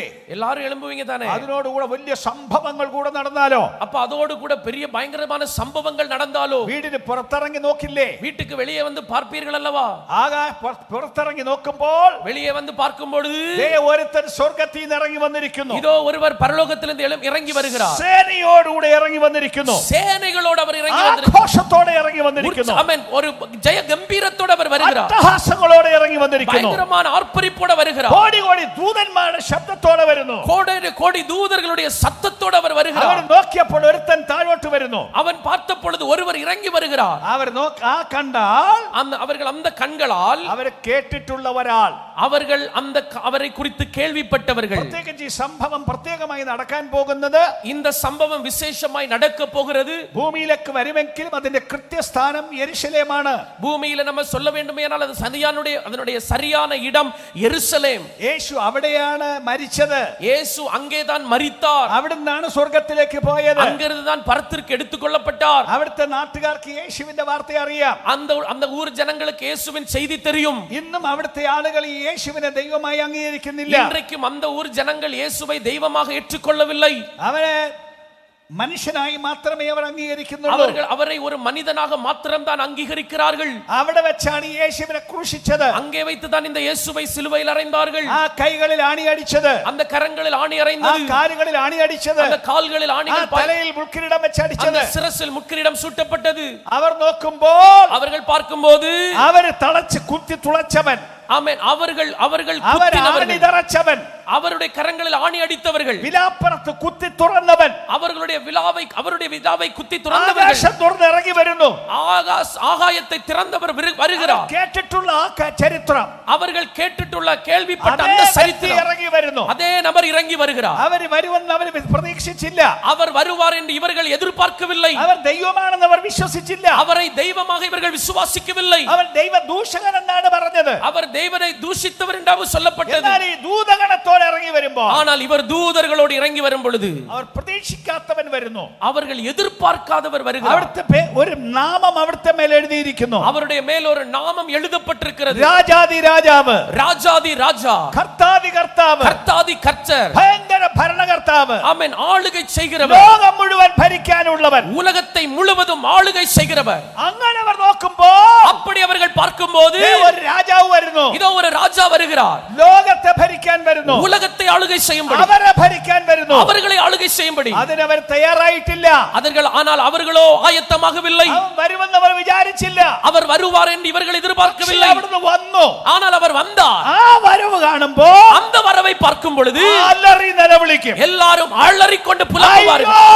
ஐயோ, ഇവൻ വരുമെന്ന് ഞങ്ങൾ വിചാരിച്ചില്ല. இவர் வருவார் என்று நாங்கள் நினைக்கவில்லை. ദൈവമാണെന്ന് ഞങ്ങൾ അറിഞ്ഞില്ല. இவர் தேவன் என்று நாங்கள் அறியவில்லை. ദൈവമായി ഇറങ്ങി വന്നിരിക്കുന്നു. ஆனால் இவர் தேவனாக இறங்கி வந்திருக்கிறார். ലോകത്തെ ഭരിക്കാൻ വരുന്നു. உலகத்தை ஆள வருகிறார். ഞങ്ങൾ അതിന് തയ്യാറായില്ല. நாங்கள் அதற்கு ஆயத்தமாகவில்லை. ആ ഭീതിയിൽ നിന്ന് ലോകം മുഴുവൻ അലറി നിലവിളിക്കും. அந்த பயத்தினால் உலகம் முழுவதும் அழுது புலம்புவார்கள். കേവലം യെരുശലേം മാത്രമല്ല, കേവലം യെരുശലേം മാത്രമല്ല, சாதாரணமா எருசலேம் மாத்திரமல்ல, ഈ സദേൺ ഡിസ്ട്രിക്റ്റും, இந்த தென் பிரதேசமும், ഈ കേരളവും, இந்த கேரளവും, ഈ ഭാരതവും, இந்த இந்திய தேசமும், ലോകം മുഴുവനും, உலகம் முழுவதும். സൂര്യൻ ഒരു സൂര്യനല്ലേ? சூரியன் ஒரு சூரியன் தானே. ആ സൂര്യനെ ലോകം മൊത്തം കാണുന്നില്ലേ? அந்த சூரியனை உலகம் முழுவதும் பார்க்கிறார்கள் அல்லவா? അതുപോലെ அதை போல വരുന്നു ഒരുവൻ, இதோ வருகிறார் ஒருவர், എല്ലാ കണ്ണും കാണത്തക്ക, எல்லா கண்ணும் காணத்தக்க விதத்தில் ജനത്തെ നടുക്കിക്കൊണ്ടിറങ്ങി വരും. அவன் உலகத்தை நடுக்கம் பண்ண வருவார். ലോകത്തെ വാഴാൻ വരുന്നു. ஒரு ലോകത്തെ വാഴാൻ വരുന്നു. ஒரு உலகத்தை அவர் வாழுகை செய்யும்படி வருகிறார். ഈ സന്ദേശം ലോകം അറിയണ്ടേ? இந்த செய்தி உலகம் அறிய வேண்டாமா? ഇങ്ങനൊരുത്തൻ വരുന്നുവെന്ന് അറിയണ്ടേ? இப்படி ஒருவர் வருவார் என்று அறிய வேண்டாமா? അങ്ങനെ ഒരു രാജാവുണ്ടെന്ന് അറിയണ്ടേ? அப்படி ஒரு ராஜா இருக்கிறார் என்று அறிய வேண்டாமா? ആകയാൽ ഈ സന്ദേശം വിളിച്ചു പറയേണ്ട പ്രധാനപ്പെട്ട സന്ദേശമാണ്. ஆதலால் அதிகமாய் கூப்பிட்டு சொல்ல வேண்டிய மிக முக்கிய செய்தி இந்த செய்தி. ഇതിൽ നിന്ന് ഒഴിഞ്ഞിരിക്കാൻ അഖിലാണ്ടത്തിൽ ഒരാൾക്കും പറ്റില്ല. இதிலிருந்து மாறி நிற்க, விலகி நிற்க உலகத்தில் ஒரு நபருக்கு முடியாது. ആകയാൽ ഒന്നുകൂടെ വിളിച്ചു പറയുന്നു. ஆதலால் ஒரு முறை கூட சொல்லுகிறேன், സ്വർഗ്ഗത്തിൽ നിന്ന് വിളിച്ചു പറയുകയാണ്. உலகத்தில் பரலோகத்திலிருந்து சொல்லப்படுகிறது, അവൻ മേഘാരൂഢനായി വരുന്നു. இதோ அவர் மேகங்களுடனே வருகிறார். വെളിപ്പാട് പുസ്തകം 22-ാം അധ്യായത്തിലേക്ക് വരുമ്പോൾ, வெளிப்படுத்தின விசேஷம் 22வது அதிகாரத்தில் வரும் பொழுது യേശു ആവർത്തിച്ച് പറയുന്നു. இயேசு மறுபடியும் சொல்லுகிறார், ഇതാ ഞാൻ വേഗം വരുന്നു. இதோ நான் சீக்கிரமாய் வருகிறேன். 22-ാം അധ്യായത്തിന്റെ 7-ാം വാക്യം, 22ാം அதிகாரத்தினுடைய 7ஆம் வசனம், ഇതാ ഞാൻ വേഗത്തിൽ വരുന്നു. இதோ நான் சீக்கிரமாய் வருகிறேன். 12-ാമത്തെ വാക്യം, 12வது വசനം, ഇതാ ഞാൻ വേഗം വരുന്നു. இதோ நான் சீக்கிரமாய் வருகிறேன். ഓരോരുത്തരും അവനവന്റെ പ്രവൃത്തിക്ക് തക്കവണ്ണം കൊടുപ്പാൻ പ്രതിഫലം എന്റെ പക്കലുണ്ട്. அவனுடைய கிரியைகளின்படி அவனவனுக்கு நான் அளிக்கும் பலன் என்னோட கூட வருகிறது. 20-ാം വാക്യം, 20வது வசனம், ഇതാ ഞാൻ വേഗം വരുന്നു. இதோ நான் சீக்கிரமாய் வருகிறேன். ആവർത്തിച്ച് യേശു പറയുകയാണ്, மறுபடியும் மறுபடியும் அவர் சொல்லுகிறார், இயேசு ഞാൻ വേഗം വരുന്നു. நான் சீக்கிரமாய் வரப்போகிறேன். 1-ാം അധ്യായത്തിന്റെ 7-ാം വാക്യം ഒരിക്കലൂടെ ഞാൻ വരുന്നു. 1வது அதிகாரத்தினுடைய 7வது வசனத்தில் மறுபடியும் நான் வருகிறேன். എന്താണ് അവിടെ വായിച്ചത്? அங்கே வாசித்தது என்ன? ഇത് അവൻ മേഘാരൂഢനായി വരുന്നു. இதோ மேகங்களுடனே வருகிறார். ഏത് കണ്ണും അവനെ കുത്തി തുളച്ചവരും അവനെ കാണും. ஆமென். கண்கள் யாவும் அவரை காணும், அவரை குத்தினவர்களும் அவரை காண்பார்கள். ഭൂമിയിലെ ഗോത്രങ്ങളൊക്കെയും അവനെ ചൊല്ലി വിലപിക്കും. பூமியின் கோத்திரத்தாரெல்லாம் அவரை பார்த்து புலம்புவார்கள். എന്നിട്ട് പറയുകയാണ്, அதுக்கு பின் சொல்லுகிறார், ഉവ്വ്, ஆமென் ആമേൻ. ஆமென். ഒരു പ്രാവശ്യം പറഞ്ഞിട്ട് വീണ്ടും ആവർത്തിച്ച് ആവർത്തിച്ച് പറയുക. ஒரு முறை சொல்லிக்கிட்டு அவர் மறுபடியும் திரும்ப திரும்ப அதை சொல்றார். എന്താണ് അതിന്റെ അർത്ഥം? அதனுடைய பொருள் என்ன? ദൈവം ഒരു കാര്യം ഒരിക്കൽ പറഞ്ഞാൽ മതി. தேவன் ஒரு காரியத்தை ஒரு முறை சொன்னால் போதும். അങ്ങനെ തന്നെയാ. அது அப்படித்தான். എന്നാൽ ഇത് വീണ്ടും ആവർത്തിച്ച് ആവർത്തിച്ച് പറയുന്നുണ്ട്. ஆனால் இதை திரும்பவும் மறுபடியும் மறுபடியுமாக சொல்லும் பொழுது അത്രയ്ക്ക് പ്രധാനമാണ്. அது அந்த அளவுக்கு முக்கியத்துவம் வாய்ந்தது. 22-ാം അധ്യായത്തിൽ 3 പ്രാവശ്യം പറയും. 22ாம் அதிகாரத்தில் இதோ சீக்கிரமாய் வருகிறேன் என்று 3 தடவை சொல்லப்பட்டுள்ளது. ഇതിന്റെ വലിയ പ്രാധാന്യം കൊണ്ടാണ് അത് പറയുന്നത്. அதனுடைய மிக முக்கியத்துவத்தை இருக்கிறதுனால தான் அது அவ்வளவு சொல்லப்பட்டது. മുഴു ലോകം അറിയേണ്ട ഒരു സന്ദേശം. ஆதலால் இது முழு உலகமும் அறிய வேண்டிய ஒரு செய்தி. ഭൂമിയിൽ ഒരിക്കൽ വന്ന യേശു, பூமியில் ஒரு முறை வந்த இயேசு ഇനിയും വരാൻ പോകുന്നു. இனியும் வரப்போகிறார். സകലരും അറിയണം. எல்லாரும் அறியணும். അവസാനത്തെ വ്യക്തിയും അറിയണം. கடைசி நபர் வரைக்கும் அறியணும். ഇത് ഇഷ്ടമില്ലാത്ത ആളും അറിയണം. விரும்பாதவர்களும் அறியணும். ഇതിനെ വെറുക്കുന്നവരും അറിയണം. இதை வெறுக்கிறவர்களும் அறியணும். കാരണം അവരൊരു ദിവസം അഭിമുഖീകരിക്കാൻ പോകുകയാണ്. காரணம் ஒரு நாள் அதை அவர்கள் சந்திக்க நேர்கொள்ள போகிறார்கள். എന്നാൽ നമ്മെ സംബന്ധിച്ചിടത്തോളം ஆனால் நம்மை பொறுத்தவரை ഭയങ്കര ആവേശമുള്ള அது കാര്യം, நமக்கு பயங்கர சந்தோஷத்தை கொடுக்கிற காரியம், ഭയങ്കര ആനന്ദത്തിന്റെ കാര്യം. பயங்கர ஆனந்தத்தின் காரியம். அது യേശു മടങ്ങി വരാൻ പോകുന്നു. இயேசு திரும்ப வரப்போகிறார். നമ്മളത് കാത്തിരിക്കുന്നവരാണ്. நம்ம அதற்காக காத்திருக்கிறோம். നമുക്ക് ഇഷ്ടമാണത്. நமக்கு அது ரொம்ப இஷ்டம். ജീവിതത്തിലെ ഏറ്റവും വലിയ ആഗ്രഹം അതാണ്. வாழ்க்கையின் மிகப்பெரிய விருப்பமும் அதுதான். യേശുവേ വരണമേ, இயேசுவே வாருமே, വേഗം വരണേ. சீக்கிரம் வாரும். അങ്ങനെ പറയുന്ന കുറെ ആളുകളുണ്ട്. அப்படி சொல்லுகிற சில ஜனங்கள் இருக்கிறார்கள். കാത്തിരിക്കുന്ന ആളുകളുണ്ട്. காத்திருக்கிற ஜனங்கள் இருக்கிறார்கள். അത് വലിയൊരു സന്ദേശമാണ്. அதனால் இது ஒரு பெரிய செய்தி. എന്നാൽ എന്തിനാണ് വാസ്തവത്തിൽ യേശു വരുന്നത്? ஆனால் உண்மையில் இயேசு ஏன் வருகிறார்? ഒരു ഭാഷാ പ്രയോഗത്തിൽ അതിന്റെ അർത്ഥം ഞാൻ പറയാം. ஒரு மொழியில நான் அதனுடைய பொருளை இவ்வண்ணமாய் சொல்லுகிறேன். യേശുവിന്റെ 1-ാം വരവാകട്ടെ 2-ാം വരവാകട്ടെ, இயேசு கிறிஸ்துவினுடைய முதல் வருகையா இருக்கட்டும், 2ாம் வருகையா இருக்கட்டும், ഒരു ഉദ്ദേശം, ஒரு நோக்கம்.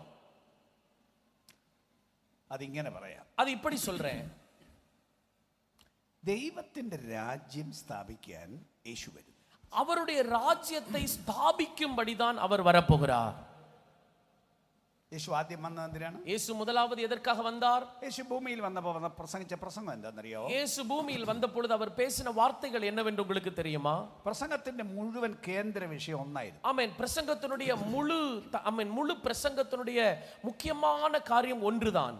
പ്രസംഗം പലതാണ്. பிரசங்கம் பல பிரசங்கங்கள் പക്ഷെ இருந்தது. ഒറ്റ കാര്യത്തെക്കുറിച്ച്. ஆனால் ஒரே காரியத்தை குறித்து தான். എന്താണെന്നറിയോ? என்னவென்று உங்களுக்கு தெரியுமா? സ്വർഗരാജ്യം സമീപിച്ചിരിക്കുന്നു. இதோ பரலோக ராஜ்யம் சமீபித்திருக்கிறது. ദൈവത്തിന്റെ രാജ്യം സമീപിച്ചിരിക്കുന്നു. தேவனுடைய ராஜ்யம் சமீபித்திருக்கிறது. മനുഷ്യരെ ഒരുങ്ങിക്കൊള്ളി. மனிதர்களே நீங்கள் ஆயத்தமாகுங்கள். ഇതായിരുന്നു സുവിശേഷത്തിന്റെ സന്ദേശം. இதுதான் சுவிசேஷத்தின் செய்தி.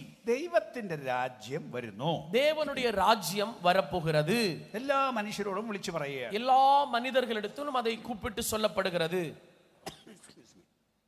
അതിന്റെ അർത്ഥം എന്താണെന്ന് ഞാൻ ഒന്ന് ലളിതമായിട്ടൊന്ന് പറയാം. ஆமென். அதனுடைய பொருள் என்னவென்று நான் மிக லகுவாக உங்களுக்கு சொல்றேன். എന്താണ് യേശു വിളിച്ചു പറഞ്ഞതിന്റെ അർത്ഥം? இயேசு அப்படி சொன்னதனுடைய பொருள் என்ன? ദൈവരാജ്യം വരുന്നു എന്നാണല്ലോ പറഞ്ഞത്. தேவனுடைய ராஜ்யம் வரப்போகிறது என்று அவர் சொன்னார். പറഞ്ഞതിന്റെ അർത്ഥം, அந்த சொன்னதனுடைய பொருள் என்ன? ഈ ലോകം മുഴുവൻ இந்த உலகம் முழுவதும் ദൈവത്തിന്റെ രാജ്യമായി തീരണം. தேவனுடைய ராஜ்யமாக மாறும். എന്തുകൊണ്ട്? எதற்காக?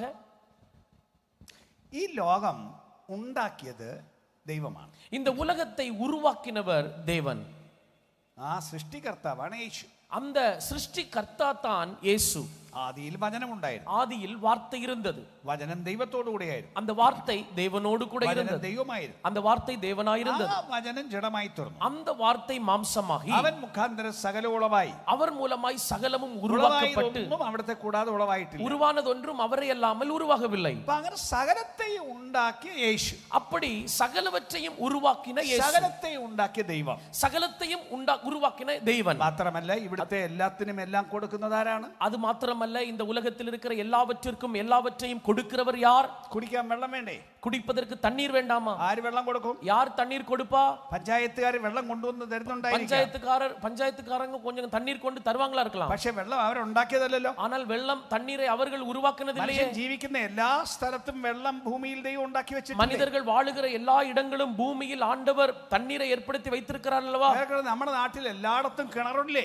நம்முடைய ஊர்ல எல்லா இடங்கள்லயும் கிணறு இருக்கிறதா? വെള്ളം അവിടെ ഉണ്ടാക്കി വെച്ചിട്ടില്ലേ? தண்ணீர் அதுக்குள்ள இருக்கிறதல்லவா? ആരുണ്ടാക്കി വെച്ചു? யார் அந்த தண்ணீரை வைத்தது? ഇതിനെ ഉണ്ടാക്കിയവൻ ഉണ്ടാക്കി വെച്ചതല്ലേ? இதை உருவாக்கினவர் உருவாக்கி வைத்ததல்லவா? ശ്വസിക്കാൻ പ്രാണവായു വേണ്ടേ? நான் சுவாசம் விடுவதற்கு பிராணவாயு வேணும் இல்லையா? അങ്ങനെയല്ലേ നാം ജീവിക്കുന്നത്? அப்படிதானே நாம் உயிரோடு வாழ்கிறோம். അത് ആര് തരുന്നു? அதை யார் கொடுப்பா? ആരെങ്കിലും വാങ്ങിച്ചു ശ്വസിക്കുന്നതാണോ? நீங்கள் பணம் கொடுத்து வாங்கி அதை சுவாசம் எடுக்கிறீர்களா? ഇത് മുഴുവൻ ഉണ്ടാക്കി വെച്ചിരിക്കുന്ന ഒരുത്തനില്ലേ? இதை முழுமையாய் உருவாக்கி வைத்திருக்கிற ஒருவர் இருக்கிறார். இந்த சூரியனை உருவாக்கினவர் யார்? നമുക്ക് വേണ്ട സൗകര്യങ്ങൾ ഉണ്ടാക്കി തന്നത് நமக்கு ആര്? தேவையான அனைத்தையும் உருவாக்கினவர் അല്ല, யார்? നിങ്ങളുടെ ശരീരത്തിന്റെ നിർമ്മാതാവ് ആര്? உங்களுடைய சரீரத்தின் சிருஷ்டிகர் யார்? ഇത് മേലോകത്തിന് ഒരുവൻ ഉണ്ടാക്കിയതല്ലേ? இது மேலோகத்தில் இருக்கிற ஒருவர் உருவாக்கினதல்லவா? നിങ്ങളെ ആണായാലും പെണ്ണായാലും സൃഷ്ടിച്ചതാ ദൈവമല്ലേ? நீங்கள் ஆணாயிருந்தாலும் பெண்ணாயிருந்தாலும் உங்களை சிருஷ்டித்தவர் அந்த தெய்வம் அல்லவா?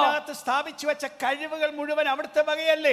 இதற்குள்ளே உருவாக்கி வைத்திருக்கிற திறமைகள் எல்லாம் அவர் தந்ததல்லவா? വെച്ച തലച്ചോറ് ഉണ്ടാക്കി വെച്ചത് അവിടുന്നല്ലേ? இதற்குள்ளே மூளையை வைத்தவர் அவர் அல்லவா?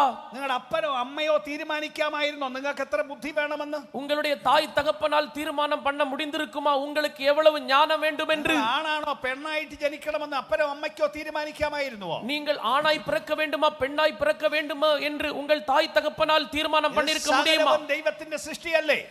இப்படி சகலமும் தேவனுடைய சிருஷ்டிப்பல்லவோ? കഴിക്കുന്ന ആഹാരം ഉണ്ടാക്കാൻ വഴി ഉണ്ടാക്കിയത് ദൈവമല്ലേ? சாப்பிடுகிற ஆகாரத்தை உருவாக்குவதற்கு வழி கொண்டவர் தேவன் அல்லவா? മഴ തന്നത് ദൈവമല്ലേ? மழையை தந்தவர் தேவன் அல்லவா? സൂര്യപ്രകാശം തന്നത് ദൈവമല്ലേ?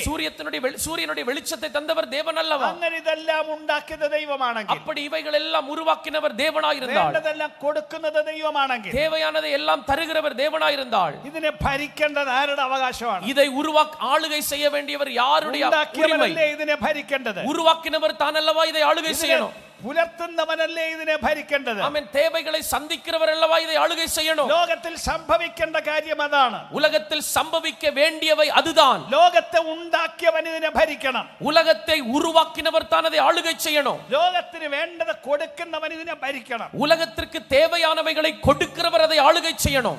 അതിന് ദൈവം തന്റെ രാജ്യം കൊണ്ടുവരുന്നു. அதற்கு தேவன் தன்னுடைய ராஜ்யத்தை கொண்டு வருகிறார். തന്റെ ഭരണം കൊണ്ടുവരുന്നു. தன்னுடைய ஆளுமையை கொண்டு வருகிறார். ലോകം മുഴുവൻ അറിയേണ്ട സന്ദേശം ഇതാണ്. உலகம் முழுவதும் அறிய வேண்டிய செய்தி இதுதான். എന്നെ ഉണ്ടാക്കിയത് ദൈവമാണ്. என்னை உருவாக்கினவர் தேவன். എനിക്ക് വേണ്ടത് തരുന്ന ദൈവമാണ്. எனக்கு தேவையானவைகள் தருகிறவர் தேவன். ഞാൻ വസിക്കുന്ന ഭൂമി ദൈവത്തിന്റെ വകയാണ്. நான் வசிக்கிற பூமி தேவனுடையது.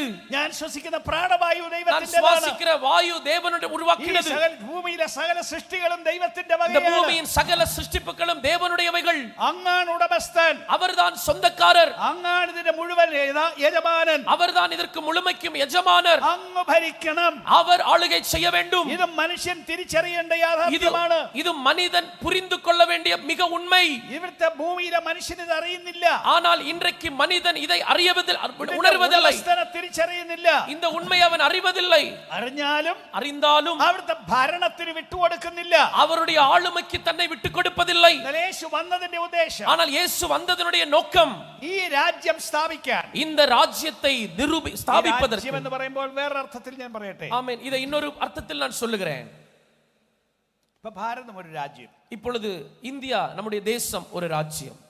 കേരളം നമ്മുടെ സംസ്ഥാനം, തമിഴ്നാട് നിങ്ങളുടെ രണ്ട് സംസ്ഥാനത്തിന്റെ ഇടയ്ക്കാണ് ഇത് നിൽക്കുന്നത്. ஆமென். கேரளம் நம்முடைய மாவட்டம் மாநிலம், அதுபோல தமிழ்நாடு ஒரு மாநிலம். அந்த ரெண்டு மாநிலத்துக்கு நடுவுல தான் நம்ம இப்ப நின்று இருக்கிறோம். ഇവിടെ എല്ലാം ഭരണമുണ്ട്. இங்க எல்லாம் ஆளுமைகள், ஆளுகிறவர்கள் இருக்கிறார்கள். ആ ഭരണത്തിന് വിധേയപ്പെട്ട് നമ്മൾ ജീവിക്കുന്നു. அந்த ஆளுகைக்கு உட்பட்டு நாம் வாழ்ந்து கொண்டிருக்கிறோம்.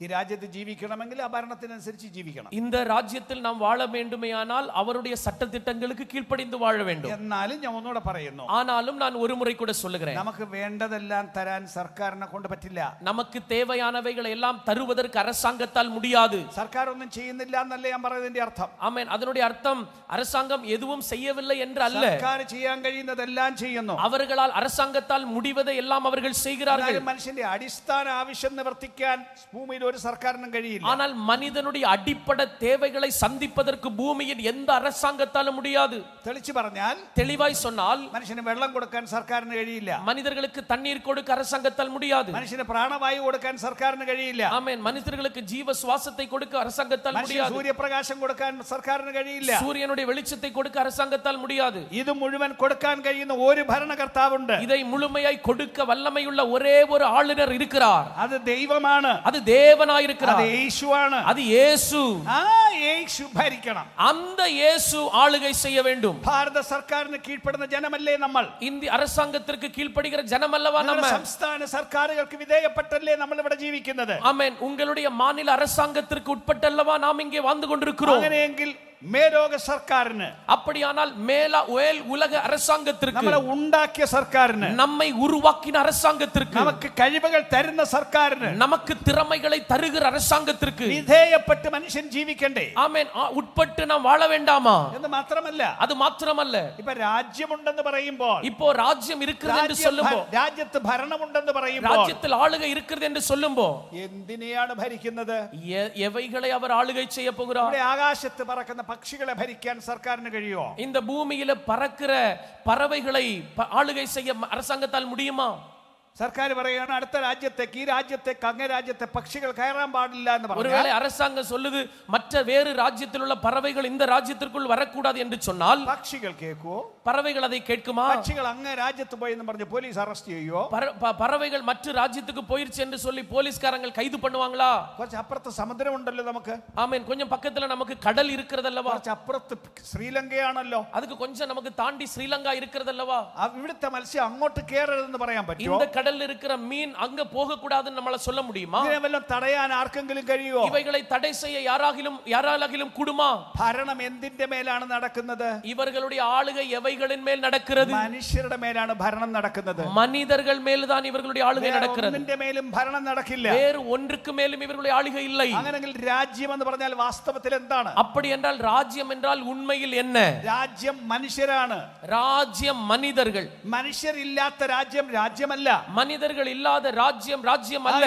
ഭരണം മനുഷ്യരുടെ മേലാണ്. ஆதலால் ஆளுகை மனிதர்கள் மேல் தான். തിരിച്ചറിഞ്ഞ ഒരു കൂട്ടം മനുഷ്യർ ലോകത്തുണ്ട്. இதை உணர்ந்து கொண்ட ஒரு கூட்ட ஜனங்கள் இந்த உலகத்தில் இருக்கிறார்கள். നിങ്ങൾ യേശു രക്ഷകനാണെന്ന് തിരിച്ചറിഞ്ഞില്ലേ? நீங்கள் இயேசுவை இரட்சகர் என்று புரிந்து கொண்டீர்கள் அல்லவா? യേശുവിനെ കർത്താവെന്ന് തിരിച്ചറിഞ്ഞില്ലേ? இயேசு கர்த்தர் என்று நீங்கள் அறிந்து கொண்டீர்கள் அல்லவா? തിരിച്ചറിഞ്ഞില്ലേ? இயேசு தேவன் என்று நீங்கள் அறிந்தீர்கள் அல்லவா? അവിടത്തേക്ക് സ്വർഗ്ഗത്തിലും ഭൂമിയിലും സകല അധികാരമുണ്ടെന്ന് നിങ്ങൾ തിരിച്ചറിഞ്ഞില്ലേ? இயேசுவுக்கு வானத்துக்கும் பூமிக்கும் சகல அதிகாரம் உண்டு என்பதை நீங்கள் அறிந்திருக்கிறீர்கள் அல்லவா? തിരിച്ചറിഞ്ഞ ഒരു കൂട്ടം മനുഷ്യർ, அதை புரிந்து கொண்ட உணர்ந்து கொண்ட ஒரு கூட்ட ஜனங்கள் ദൈവത്തോട് വിളിച്ചു പറയുന്നു, இந்த தேவனிடத்தில் கூப்பிட்டு சொல்லுகிறார்கள், യേശുവേ, இயேசுவே, അങ്ങ് ദൈവമാണ്, நீர் தேவனாயிருக்கிறீர், അങ്ങ് ഇതിന്റെ ഉടമസ്ഥനാണ്, நீர் இதற்கு சொந்தக்காரர், അങ്ങ് രാജാവാണ്, நீர் ராஜா, അങ്ങ് യജമാനനാണ്, நீர் எஜமானன், എന്നെ ഭരിക്കണമേ, என்னை ஆளுகை செய்யும், വന്ന് എന്റെ ജീവിതത്തിൽ വരണമേ, ஒன்று என் வாழ்க்கையில் வாங்க, എന്നെ ഭരിച്ചോളൂ, என்னை ஆளுகை செய்யும், അങ്ങയ്ക്ക് സമർപ്പിക്കുന്നു, உமக்கு என்னை அர்ப்பணிக்கிறேன், ഭരണത്തിന് സമർപ്പിക്കുന്നു, உம்முடைய ஆளுமைக்கு என்னை விட்டுக் கொடுக்கிறேன். അവിടുത്തെ നിയമം ഈ പുസ്തകത്തിൽ നിന്ന് നാം കണ്ടു,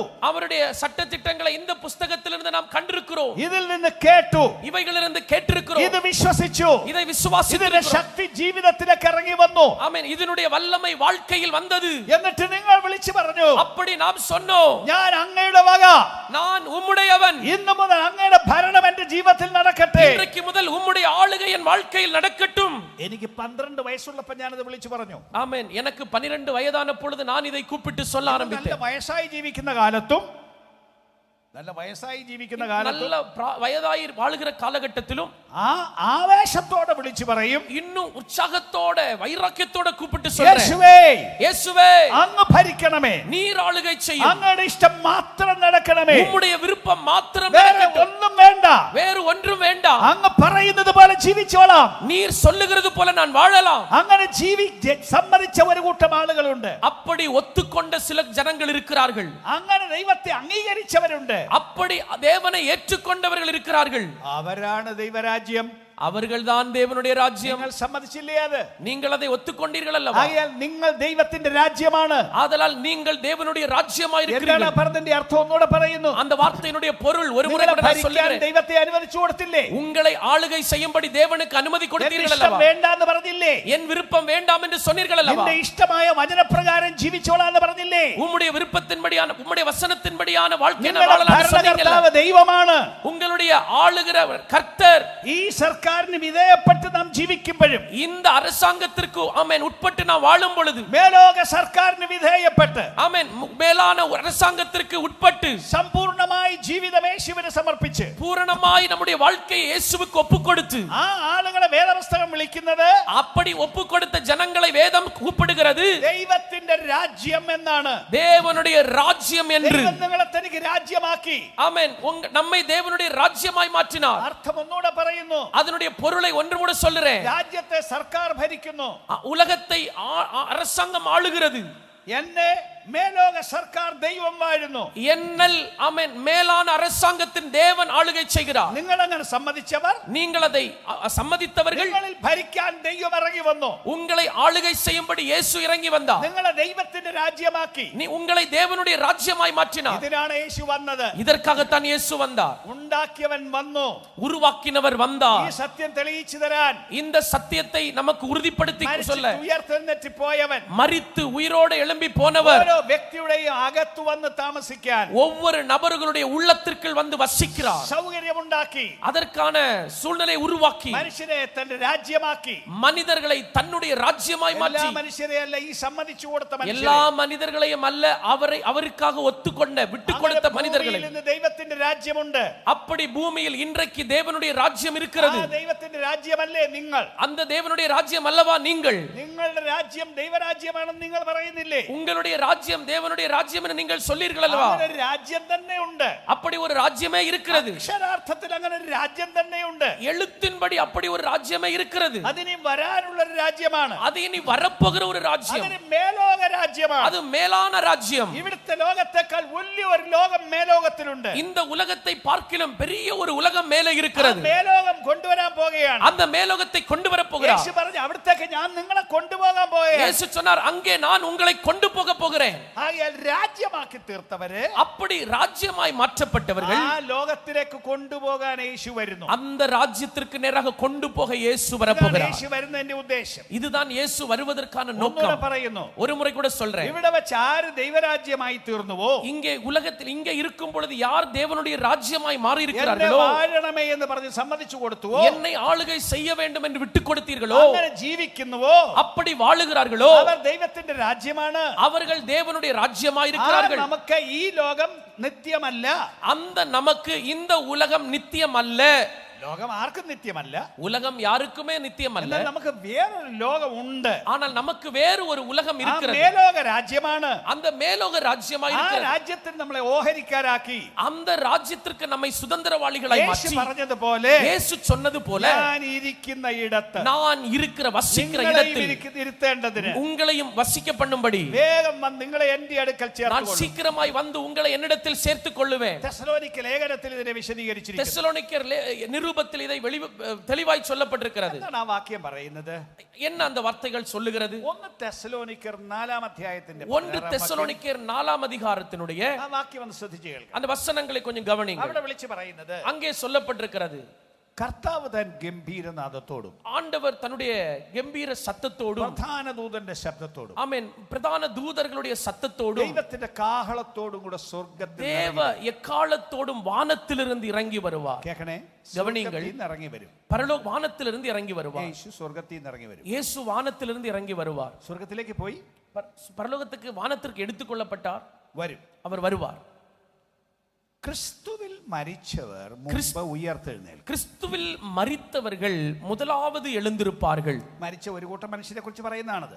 மரித்த ஒரு கூட்ட ஜனங்களை குறித்து அது சொல்லுகிறது. ക്രിസ്തുവിൽ മരിച്ചവർ. கிறிஸ்துவில் மரித்தவர்கள். ആ വാക്കിന്റെ അർത്ഥം, அந்த വാர்த்தையின் பொருள், മരിച്ചപ്പോൾ അവർ ക്രിസ്തുവിലായിരുന്നു. அவர்கள் மரித்த பொழுது கிறிஸ்துவில் இருந்தார்கள். ആ വാക്കിന്റെ അർത്ഥം ഒന്നുകൂടെ പറഞ്ഞാൽ, அந்த வார்த்தையின் பொருளை ஒரு முறை கூட சொன்னால், ഒരുത്തൻ ക്രിസ്തുവിലായാൽ അവൻ പുതിയ സൃഷ്ടിയാണ്. ஒருவன் கிறிஸ்துவுக்குள் இருந்தால் அவன் புது சிருஷ்டியாய் இருக்கிறான். അതായത് നമുക്കറിയാവുന്ന ഭാഷയിൽ പറഞ്ഞാൽ, இதை இன்னும் நமக்கு புரிந்து கொள்ளுகிற மொழிநடையில் சொன்னால், മുമ്പേ പറഞ്ഞതുപോലെ യേശുവേ അങ്ങ് വന്നെന്നിൽ വാഴണമേ, ஏற்கனவே சொன்னது போல இயேசுவே நீர் வந்து என்னில் ஆளுகை செய்யும். അങ്ങാണ് ഭരണാധികാരി, நீர்தான் ஆளுகை செய்கிறவர், അങ്ങാണ് അസൽ ഭരണാധികാരി, நீர்தான் உண்மையான ஆளுநர், ശരിയായ ഭരണാധികാരം അങ്ങയ്ക്കാണ്, சரியான ஆளுகை உமக்குத்தான்.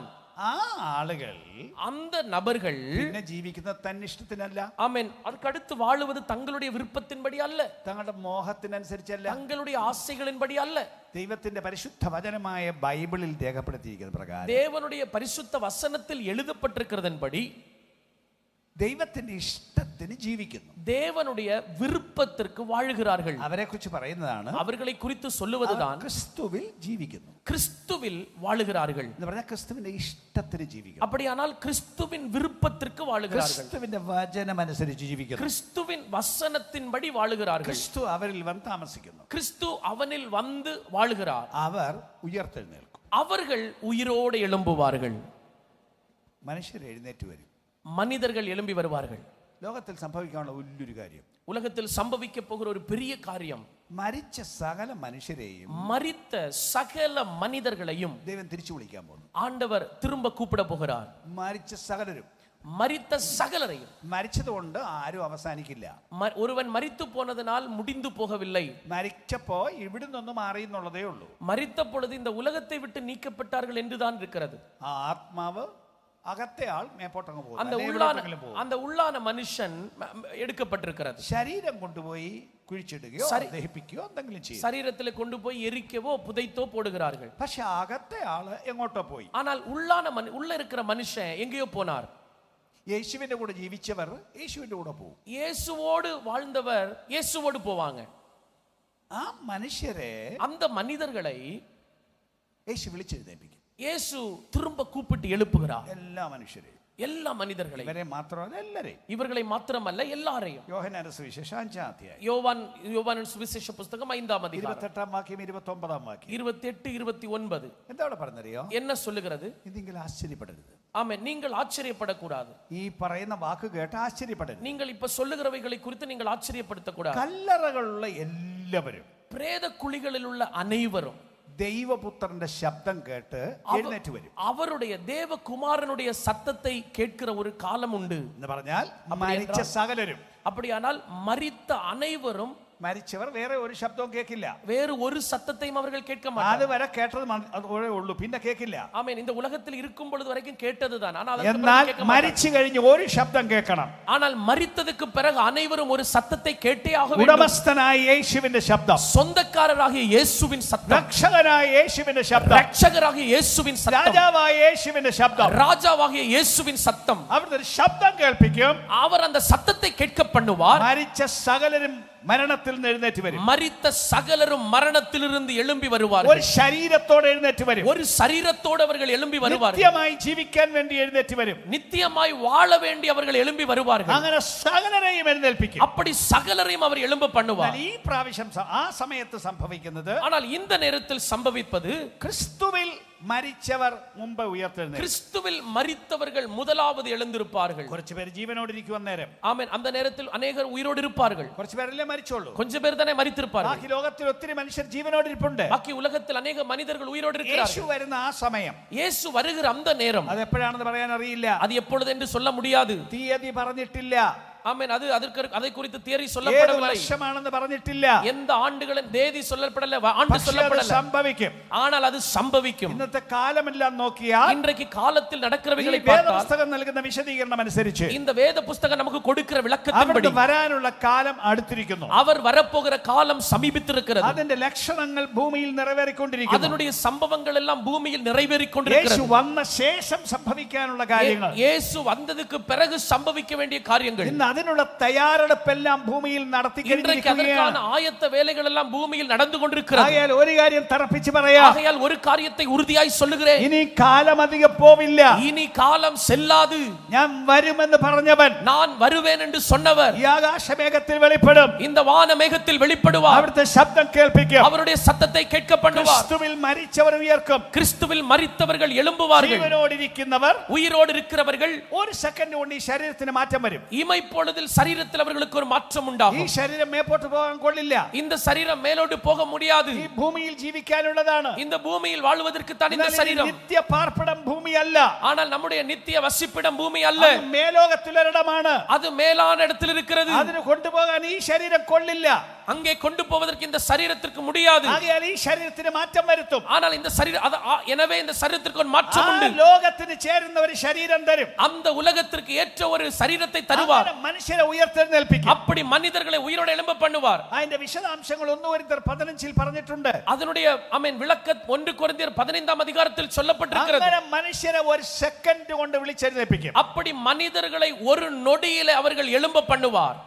അവിടെ പറഞ്ഞ കണ്ണിമയ്ക്കുന്നതിനിടയിൽ, அப்படி அதிலே சொல்லப்படுற கண்ணிமைக்கும் நேரத்தில் ഒരു സെക്കൻഡ് കൊണ്ട് ஒரு நொடி பொழுதிலே മനുഷ്യൻ എഴുന്നേറ്റ് വരും. மனிதர்கள் മനുഷ്യൻ எழும்புவார்கள். രൂപാന്തരപ്പെടും. மனிதர்கள் மறுரூபமாவார்கள். ആകാശത്തിൽ കർത്താവിനെ എതിരേൽപ്പാൻ மேகங்களிலே அவர்களோடு கூட சந்திக்கும்படி ആകാശത്തിലേക്ക് എടുക്കപ്പെടും. வானத்துக்கு அவர்கள் எடுக்கப்படுவார்கள். അവിടെ വാക്യം പറയുന്ന ഒന്നുകൂടെ എനിക്ക് തെളിച്ചു പറയണം. அந்த வசனம் சொல்லுகிறதை இன்னும் தெளிவாய் நான் சொல்லுகிறேன், കേക്കൂ.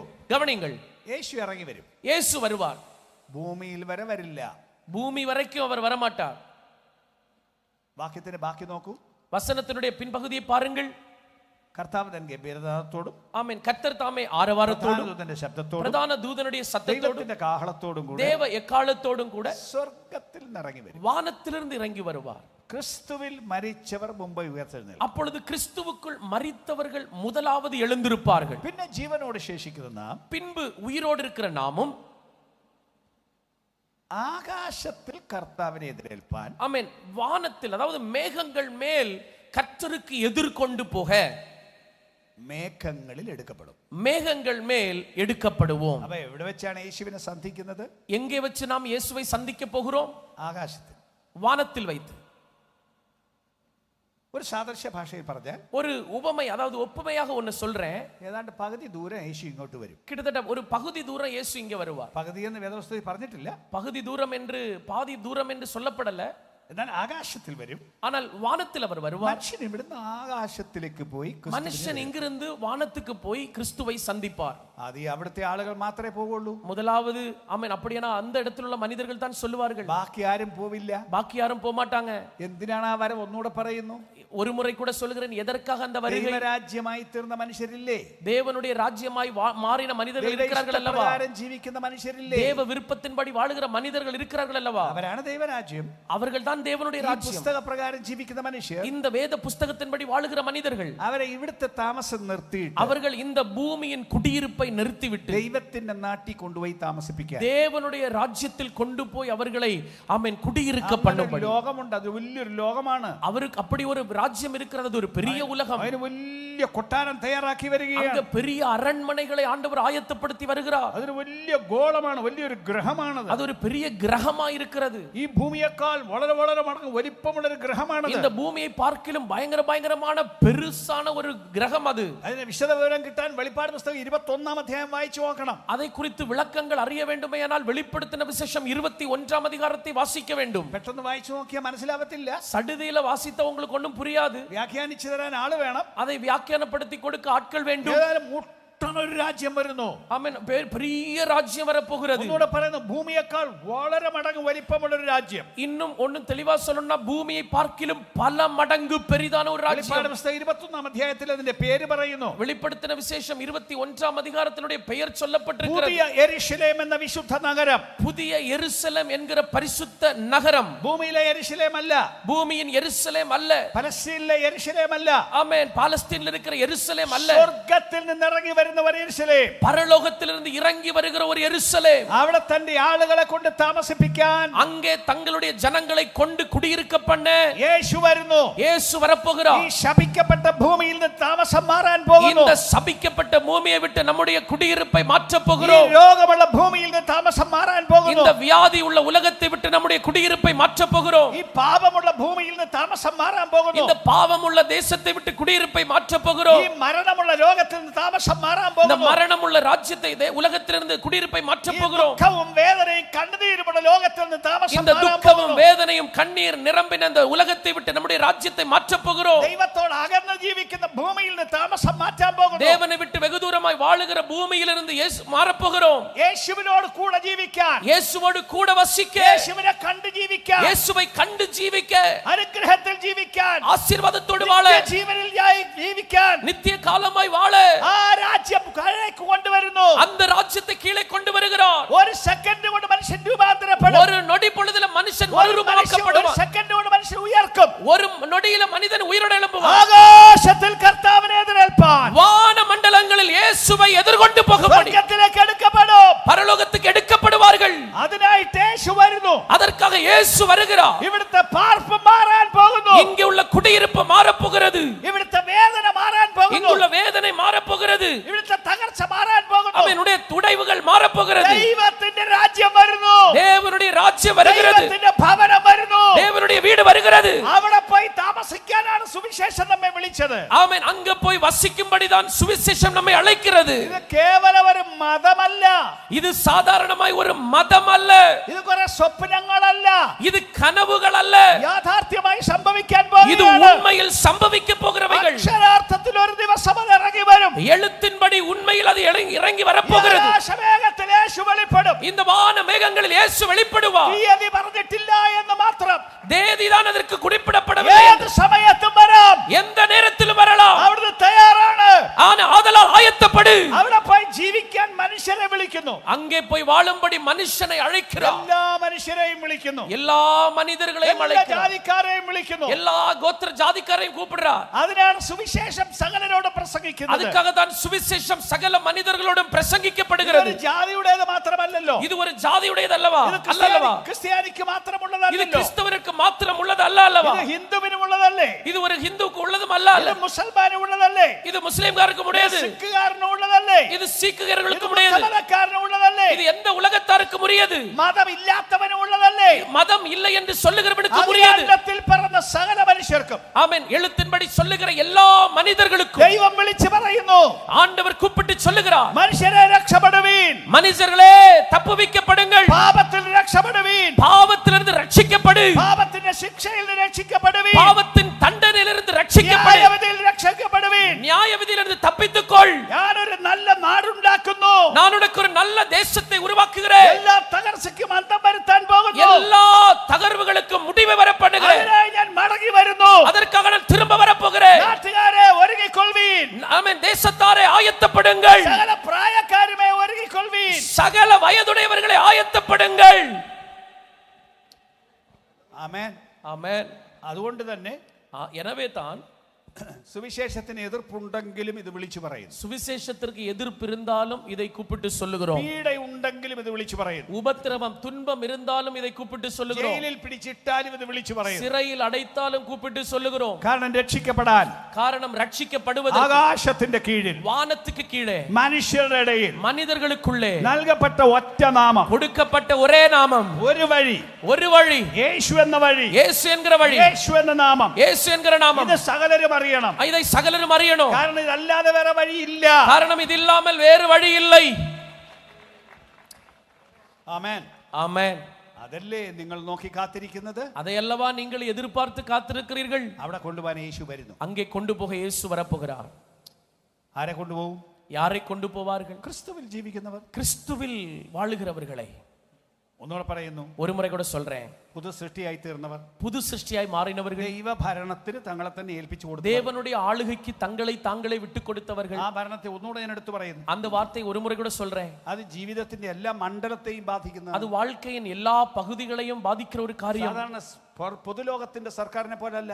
காரணம் இது பொது உலகத்தின் அரசாங்கத்தை போல அல்ல. പൊതു ഉലകത്തിലെ സർക്കാർ, பொது உலகத்தின் அரசாங்கம் നമുക്ക് ഭരണം നടത്തുന്നു, நமக்கு ஆளுகை செய்கிறார்கள், പൊതുവായ നിയമങ്ങൾ നടത്തുന്നു. பொதுவான சட்டங்களை கொடுக்கிறார்கள். എന്താണ് സർക്കാരിന് പറയാനുള്ളത്? அவர் அரசாங்கத்துக்கு என்ன சொல்ல உண்டு? മര്യാദയ്ക്ക് ജീവിക്കണം, ஒழுங்கா வாழணும், ബാക്കിയുള്ളവർക്ക് ശല്യം ഉണ്ടാക്കരുത്, மற்றவர்களுக்கு பிரச்சனையா இருக்க கூடாது, സർക്കാരിന് കൊടുക്കാനുള്ളത് കൊടുക്കണം, அரசாங்கத்துக்கு கொடுக்க வேண்டியது கொடுக்கணும், അങ്ങനെ നാട്ടിൽ മര്യാദയ്ക്ക് ജീവിച്ചോണം. அப்படி நாட்டுல ஒழுங்கா வாழணும். അത്രേ സർക്കാർ പറയുന്നുള്ളൂ. அவ்வளவுதான் நம்முடைய அரசாங்கம் சொல்லுகிறது. അല്ല, നിങ്ങൾ എന്ത് ഭാഷ സംസാരിക്കണമെന്ന് സർക്കാർ പറഞ്ഞു. நீங்க என்ன மொழி பேசணும்னு ராஜ்யம் சொல்லுதா? നിങ്ങൾ എന്ത് ഭക്ഷണം കഴിക്കണമെന്ന് സർക്കാർ நீங்க പറഞ്ഞു. என்ன சாப்பிடணும்னு ஆளுநர்கள் சொல்றாங்களா? നിങ്ങൾ ആരെ കല്യാണം കഴിക്കണമെന്ന് സർക്കാർ പറഞ്ഞു. நீங்க யாரை திருமணம் பண்ணணும்னு அரசாங்கம் சொல்லிச்சா? ഇതൊന്നും സർക്കാർ പറഞ്ഞില്ലല്ലോ. இதொன்னும் அரசாங்கம் சொல்லலையே. അത് അവരുടെ വകുപ്പല്ല, அது அவர்களுடைய வேலை அல்ல. എന്നാൽ ഇതിനെ ഉണ്ടാക്കിയ ഒരുത്തനുണ്ട്, ஆனால் இவைகளை உருவாக்கின ஒருவர் இருக்கிறார். ഉണ്ടാക്കിയ ഒരുത്തനുണ്ട്, நம்மை உருவாக்கின ஒருவர் இருக்கிறார். അവിടെ നിന്ന് എന്ത് ഭക്ഷിക്കണമെന്ന് പറയും. அவர் சொல்லுவார், நீ என்ன புசிக்கணும், എങ്ങനെ വർത്തമാനം நீ പറയണമെന്ന് പറയും, எப்படி பேசணும், എങ്ങനെ കല്യാണം കഴിക്കണമെന്ന് പറയും, எப்படி திருமணம் பண்ணணும்னு എങ്ങനെ சொல்லுவார், കുടുംബജീവിതം നയിക്കണമെന്ന് எப்படி പറയും, குடும்ப வாழ்க்கை എങ്ങനെ வாழணும்னு മക്കളെ சொல்லுவார், വളർത്തണമെന്ന് പറയും. எப்படி பிள்ளைகளை வளர்த்த வேண்டும் என்று சொல்லுவார். ജീവിതത്തിലെ മുഴുവൻ കാര്യങ്ങളെയും നിയന്ത്രിക്കുന്നതാണ് ഈ പുസ്തകം. ஆமென். வாழ்க்கையின் முழு பகுதிகளையும் கட்டுப்படுத்துவதுதான் இந்த ആ புஸ்தகம். മുഴു ജീവിതവും ഏൽപ്പിച്ചു കൊടുത്തവരാരോ? அப்படி முழு வாழ்க்கையும் ஒப்பு கொடுத்தவர்கள் யாரோ? അവരാണ് ദൈവരാജ്യം. அவர்கள் தான் தேவனுடைய അവരെ ராஜ்யம். ചേർക്കാൻ യേശു വരുന്നു. அவர்களை சேர்க்க இயேசு வரப்போகிறார். തന്നിഷ്ടത്തിന് ജീവിക്കുന്നവർ അവിടെ പോകില്ല. தங்கள் விருப்பத்தின்படி வாழுகிறவர்கள் அங்கே போக ഈ மாட்டார்கள். ജഡമോഹത്തിൽ ജീവിക്കുന്നവർ അവിടെ പോവില്ല. மாம்ச இச்சைகளின்படி வாழுகிறவர்கள் அங்கே போக மாட்டார்கள். ലോകത്തിന്റെ വഴിക്ക് പോകുന്നവർക്ക് അവിടെ പോകില്ല. உலகத்தின் வழிகளில் போகிறவர்கள் அங்கே பிரவேசிக்க ഇവർ மாட்டார்கள். വിശുദ്ധ കൂട്ടരാണ്. ஆமென். நீங்கள் ஒரு பரிசுத்த சந்ததி. അവർ കാത്തിരിക്കുന്നത് മേലോകമാണ്. அவர்கள் எதிர்பார்த்து காத்திருப்பது மேலான உலகம். അതിന് തയ്യാറായിരിക്കുന്ന ആളുകൾ, அதற்கு ஆயத்தமாக இருக்கிற ஜனங்கள், അവരെ യേശു കൊണ്ടുപോകും. அவர்களை இயேசு கொண்டு போவார். കൊണ്ടുപോകുമെന്ന് മാത്രമല്ല, கொண்டு போவது மாத்திரமல்ல, ഓരോരുത്തൻ അവനവന്റെ പ്രവൃത്തിക്ക് തക്കവണ്ണം അന്ന് പ്രതിഫലം കൊടുക്കും. ஒவ்வொருவருக்கும் அவரவர்களுடைய கிரியைகளின்படி அவர்களுக்கு அன்று பலன் கொடுப்பார். എല്ലാവരെയും ന്യായം വിധിക്കും. எல்லாரையும் நியாயம் தீர்ப்பார். ചെയ്ത സകല നന്മയ്ക്കും പ്രതിഫലം തരും. சகல நன்மைகளுக்கும் அவர் நமக்கு பிரதிபலன் അവിടെ கொடுப்பார். മനുഷ്യർ വലിയ വലിയ മഹത്വത്തിൽ ജീവിക്കും. ஆமென். அப்படி மனிதர்கள் மகிமையில் வாழுவார்கள். അതിന് യേശു വരുന്നു. அதற்காக இயேசு வருவார். അതുകൊണ്ട് തീരില്ല. ஆனால் அதோடு முடிவடையல. അതുകൊണ്ട് തീരുമായിരുന്നെങ്കിൽ அதோடு முடிஞ்சிருக்கும்னா യേശുവിന്റെ കൂടെ പോകുന്നവർ പോട്ടെ, இயேசுவோட போறவங்க போட்டும். അല്ലാത്തവർക്ക് ഇത് ബാധകമല്ല. அல்லாதவர்களுக்கு இது ஒரு பிரச்சனை இல்லையே, ഞങ്ങൾക്ക് പോകണ്ട நமக்கு எங்களுக்கு போகண்டாம் എന്ന് പറഞ്ഞാൽ மதிയായിരുന്നു. இங்க அப்படி இருந்தா போதும். പക്ഷെ അതല്ല സത്യം. ஆனால் അതല്ല உண்மை. പിന്നെന്താണ് സംഭവിക്കാൻ പോകുന്നത്? அப்ப அதுக்கு அடுத்து என்ன சம்பவிக்க போகிறது? വെളിപ്പാട് പുസ്തകം 11-ാം അധ്യായം, வெளிப்படுத்தின விசேஷம் 11ஆம் அதிகாரம், അതിന്റെ 15-ാം വാക്യം. அதனுடைய 15ஆம் வசனம். എന്താണ് ആ വാക്യം എന്നറിയോ? அந்த வசனம் என்ன சொல்லுகிறது தெரியுமா? ലോകരാജ്യത്വം உலக ராஜ்யங்கள் നമ്മുടെ കർത്താവിനും അവന്റെ ക്രിസ്തുവിനുമായി തീർന്നിരിക്കുന്നു. நம்முடைய கர்த்தருக்கும் அவருடைய கிறிஸ்துவுக்கும் உரிய ராஜ்யங்களாயின. അവൻ എന്നേക്കും വാഴും. அவர் சதா காலங்களிலும் ராஜ்யபாரம் பண்ணுவார். കേൾക്കണേ, ഒന്നുകൂടെ കേൾക്കണേ. ஒரு முறை கூட கவனிங்கள். ലോകരാജ്യത്വം உலக ராஜ்யங்கள் നമ്മുടെ കർത്താവിനും അവന്റെ நம்முடைய கர்த்தருக்கும் அவருடைய கிறிஸ்துவுக்கும் உரிய ராஜ்யங்களுமாயின. വാഴും. அவர் சதா காலங்களிலும் ராஜ்யபாரம் பண்ணுவார். ഒരു വിളംബരം കേൾക്കുകയാണ്. ஆமென். இப்படி இந்த சத்தத்தை கேளுங்க. கேட்க മേലോകത്തിൽ மேலான உலகத்திலிருந்து ஒரு சத்தம் கேட்கிறது. വിളിച്ചു പറഞ്ഞ ശബ്ദമാണിത്. அங்கிருந்து கூப்பிட்டு சொல்லுகிற ஒரு சத்தம். ലോകരാജ്യത്വം നമ്മുടെ കർത്താവിനും അവന്റെ ക്രിസ്തുവിനുമായി തീർന്നു. உலக ராஜ்யங்கள் நம்முடைய கர்த்தருக்கும் அவருடைய கிறிஸ்துவுக்கும் உரிய ராஜ்யங்களுமாயின. വെളിപ്പാട് പുസ്തകം 19-ാം അധ്യായം, வெளிப்படுத்தின விசேஷம் 19ஆம் அதிகாரம், അതിന്റെ 6-ാം വാക്യം. அதனுடைய 6வது வசனம். സന്തോഷിച്ച് ഉല്ലസിച്ച് അവന് മഹത്വം കൊടുക്കുക. ஆமென். ஆதலால் அவர்கள் சந்தோஷத்தோடு களி கூறுங்கள். വലിയ ശബ്ദം കേൾക്കുകയാണ്. பரலோகத்திலிருந்து ஒரு பெரிய சத்தம் கேட்டது. നമ്മുടെ ദൈവമായ കർത്താവ് രാജ്യത്വം ഏറ്റിരിക്കുന്നു. நம்முடைய தேவனாகிய கர்த்தர் ராஜ்யபாரம் பண்ணுகிறார். സ്വർഗ്ഗത്തിൽ അവസാനം വിളംബരം ചെയ്യാൻ പോവാണ്. ஆமென். பரலோகம் கடைசியாய் ஒரு சத்தத்தை നമ്മുടെ புறப்படுவிக்க ദൈവമായ போகிறது. കർത്താവ് രാജ്യത്വം ഏറ്റിരിക്കുന്നു. உலகத்தின் தேவனாகிய கர்த்தர் ராஜ்யபாரம் பண்ணுகிறார். വലിയ ഒരു വിളംബരം സ്വർഗ്ഗത്തിൽ, பெரிய ஒரு விளம்பரம் பரலோகத்தில். അത് കഴിഞ്ഞു നോക്കിയപ്പോ அதை முடிந்து பார்த்த பொழுது 11-ാം വാക്യം മുതൽ താഴോട്ട് വായിച്ചാൽ 11வது வசனம் முதல் கீழே வாசிக்கும் பொழுது മനുഷ്യൻ നോക്കം ആരാ ഭയങ്കര ശബ്ദ കോലാഹലങ്ങൾ. ஆமென். மனிதர்கள் பார்க்கும் பொழுது மிகுந்த ஆரவார சத்தம், ഭയങ്കര ഇടിമുഴക്കം പോലത്തെ ശബ്ദം. பயங்கர இடி முழக்கங்களை போன்ற നമ്മൾ சத்தம். കണ്ടിട്ടുള്ള ഇടിയൊന്നുമല്ല, நம்ம இதுவரைக்கும் பார்த்தது போல அல்ல, കണ്ടിട്ടില്ലാത്ത ഒരു ഇടി, இதுவரைக்கும் பார்த்திராத ஒரு இடி. അഖിലാണ്ടത്തെ നടക്കുന്ന ഇടി. ஆமென். உலகத்தையே நடுங்க பண்ணுகிற ஒரு சத்தம். ഇടിമുഴക്കം വിളിച്ചു പറയുകയാണ്, அந்த இடி முழக்கம் கூப்பிட்டு சொல்லுகிறது, ദൈവമായ കർത്താവ് രാജ്യത്തെ വെച്ചിരിക്കുന്നു. ஆமென். நம்முடைய தேவனாகிய கர்த்தர் ராஜரிகம் பண்ணுகிறார். ഇടിമുഴക്കം കേട്ട് മനുഷ്യൻ നോക്കുമ്പോൾ இந்த இடிமுழக்க சத்தத்தை கேட்டு ஜனங்கள் பார்க்கும் பொழுது മേലോകത്തിൽ നിന്ന് ഒരുത്തൻ ഇറങ്ങി വരുന്നു. பரலோகத்திலிருந்து ஒருவர் இறங்கி வருகிறார். വെള്ള കുതിരപ്പുറത്ത് വരുന്നു. வெண் குதிரையின் மேல் வருகிறார். വെള്ള കുതിര ജയിക്കുന്നതിന്റെ അടയാളമാണ്. வெள்ளை குதிரை அது ஜெயிப்பதற்கு அடையாளம். ഒരു കാലത്ത് യുദ്ധത്തിന് അങ്ങനെയുള്ള വെള്ള കുതിരപ്പുറത്ത് വരുന്ന ജയിച്ച സേനയാണ്. ஆமென். ஒரு யுத்தத்தில ஆமென் ஜெயிச்ச ஒரு சேனை. പണ്ട് അങ്ങനെയായിരുന്നു. அது முன்னாடி ആ அப்படித்தான். ചിത്രമാണ് ഇവിടെ. அந்த அந்த காட்சி தான் இங்கே. ആ കുതിരപ്പുറത്തിരിക്കുന്നവൻ താഴോട്ട് വരുന്നു. அந்த வெள்ளை குதிரையில் இருக்கிறவர் கீழே வருகிறார். അവിടുത്തെ കൂടെ ഒരു വലിയ സേന വരുന്നു. அவரோடு கூட ஒரு பெரிய சேனை வருகிறது. എല്ലാം വെള്ള കുതിരപ്പുറത്ത് കയറി വരുന്നു. அவர்கள் எல்லாரும் அந்த வெண் குதிரையின் மேல வருகிறார்கள். ആള് താഴോട്ട് ഇറങ്ങി വരുമ്പോൾ அந்த அவர்கள் அப்படி கீழே இறங்கி வரும் பொழுது സൂക്ഷിച്ചു നോക്കിയപ്പോൾ கவனித்து பார்த்த பொழுது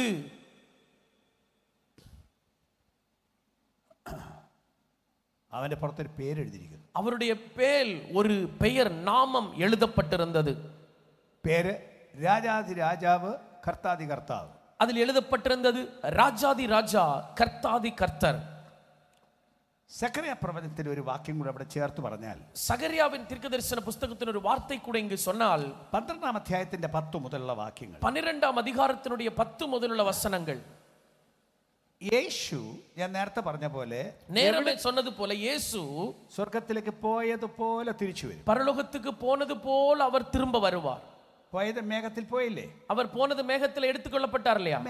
മേഘാരൂഢനായി വരുന്നു. அவர் மேகங்களுடனே வருவார் என்று வாசித்தோம் அல்லவா? അങ്ങനെ വരും. அப்படி அவர் வருவார். എവിടുന്ന് പോയോ അവിടേക്ക് വരും. எங்கிருந்து போனாரோ அங்கிருந்து அவர் வருவார். அங்கே அவர் வருவார். യെരൂശലേമിന് സമീപത്തുള്ള ഒരു മലയുടെ മണ്ടയ്ക്കൊന്നാണ് പോയത്. எருசலேமிற்கு சமீபத்தில் உள்ள ஒரு மலையின் மேல் அவர் ஏறி போனார். ഒലിവ് മല എന്ന് പറഞ്ഞൊരു മലയുണ്ട്. ஒலிவ மலை என்கிற ஒரு மலை இருக்கிறது. അവിടുന്നാണ് യേശു സ്വർഗത്തിലേക്ക് പോയത്. அங்கிருந்து தான் இயேசு பரமேறினார். അവിടേക്ക് തന്നെ തിരിച്ചു വരും. அங்கே அந்த பகுதிக்கு தான் அவர் திரும்ப வருவார். സക്കറിയ പ്രവചനം 14-ാം അധ്യായം. ஆமென். அதனுடைய 14ஆம் அதிகாரம், சகரியாவின் 14ஆம் அதிகாரம். അവിടെയാണ് പറഞ്ഞിരിക്കുന്നത്. அங்கே தான் இது சொல்லப்பட்டிருக்கிறது. ഞാൻ മുമ്പ് പറഞ്ഞതുപോലെ நான் ஏற்கனவே சொன்னது போல தான் ഒരുത്തൻ ഇറങ്ങി വരുന്നു. அதோ ஒருவர் வருகிறார்.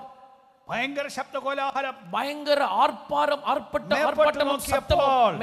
மேலாக பார்த்த பொழுது പണ്ടവർ കുത്തി തുളച്ച ഒരുത്തൻ, ஆமென், முன்னாடி அவர்கள் குத்தின ஒருவர், കയ്യിൽ ആണി തറച്ചില്ലേ?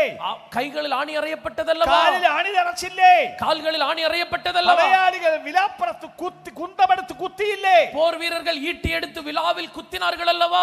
ഇത് ജനത്തിന് അറിയാവുന്ന കാര്യം. இது ஜனங்களுக்கு புரிந்த ஒரு ആ காரியம். നാട്ടുകാർ കേട്ടിട്ടുള്ള കാര്യം. அந்த ஊர் ஜனங்கள் கேட்டறிந்த காரியம். അവിടുന്ന് താഴോട്ട് ഇറങ്ങി വരുന്നു. அவர் கீழே இறங்கி வருகிறார். ഈ വേഷത്തിൽ വരുന്നു. ஆமென். இந்த வேஷத்தில் வருகிறார். പക്ഷെ പേരും കൂടെ എഴുതിയിരിക്കുന്നു. அவருக்கு பெயரும் எழுதப்பட்டிருக்கிறது. രാജാതി രാജാവ്, ராஜாதி ராஜா, കർത്താതി കർത്താവ്. கர்த்தாதி கர்த்தர். ഇത് കാണുമ്പോൾ ഭീതി വരും.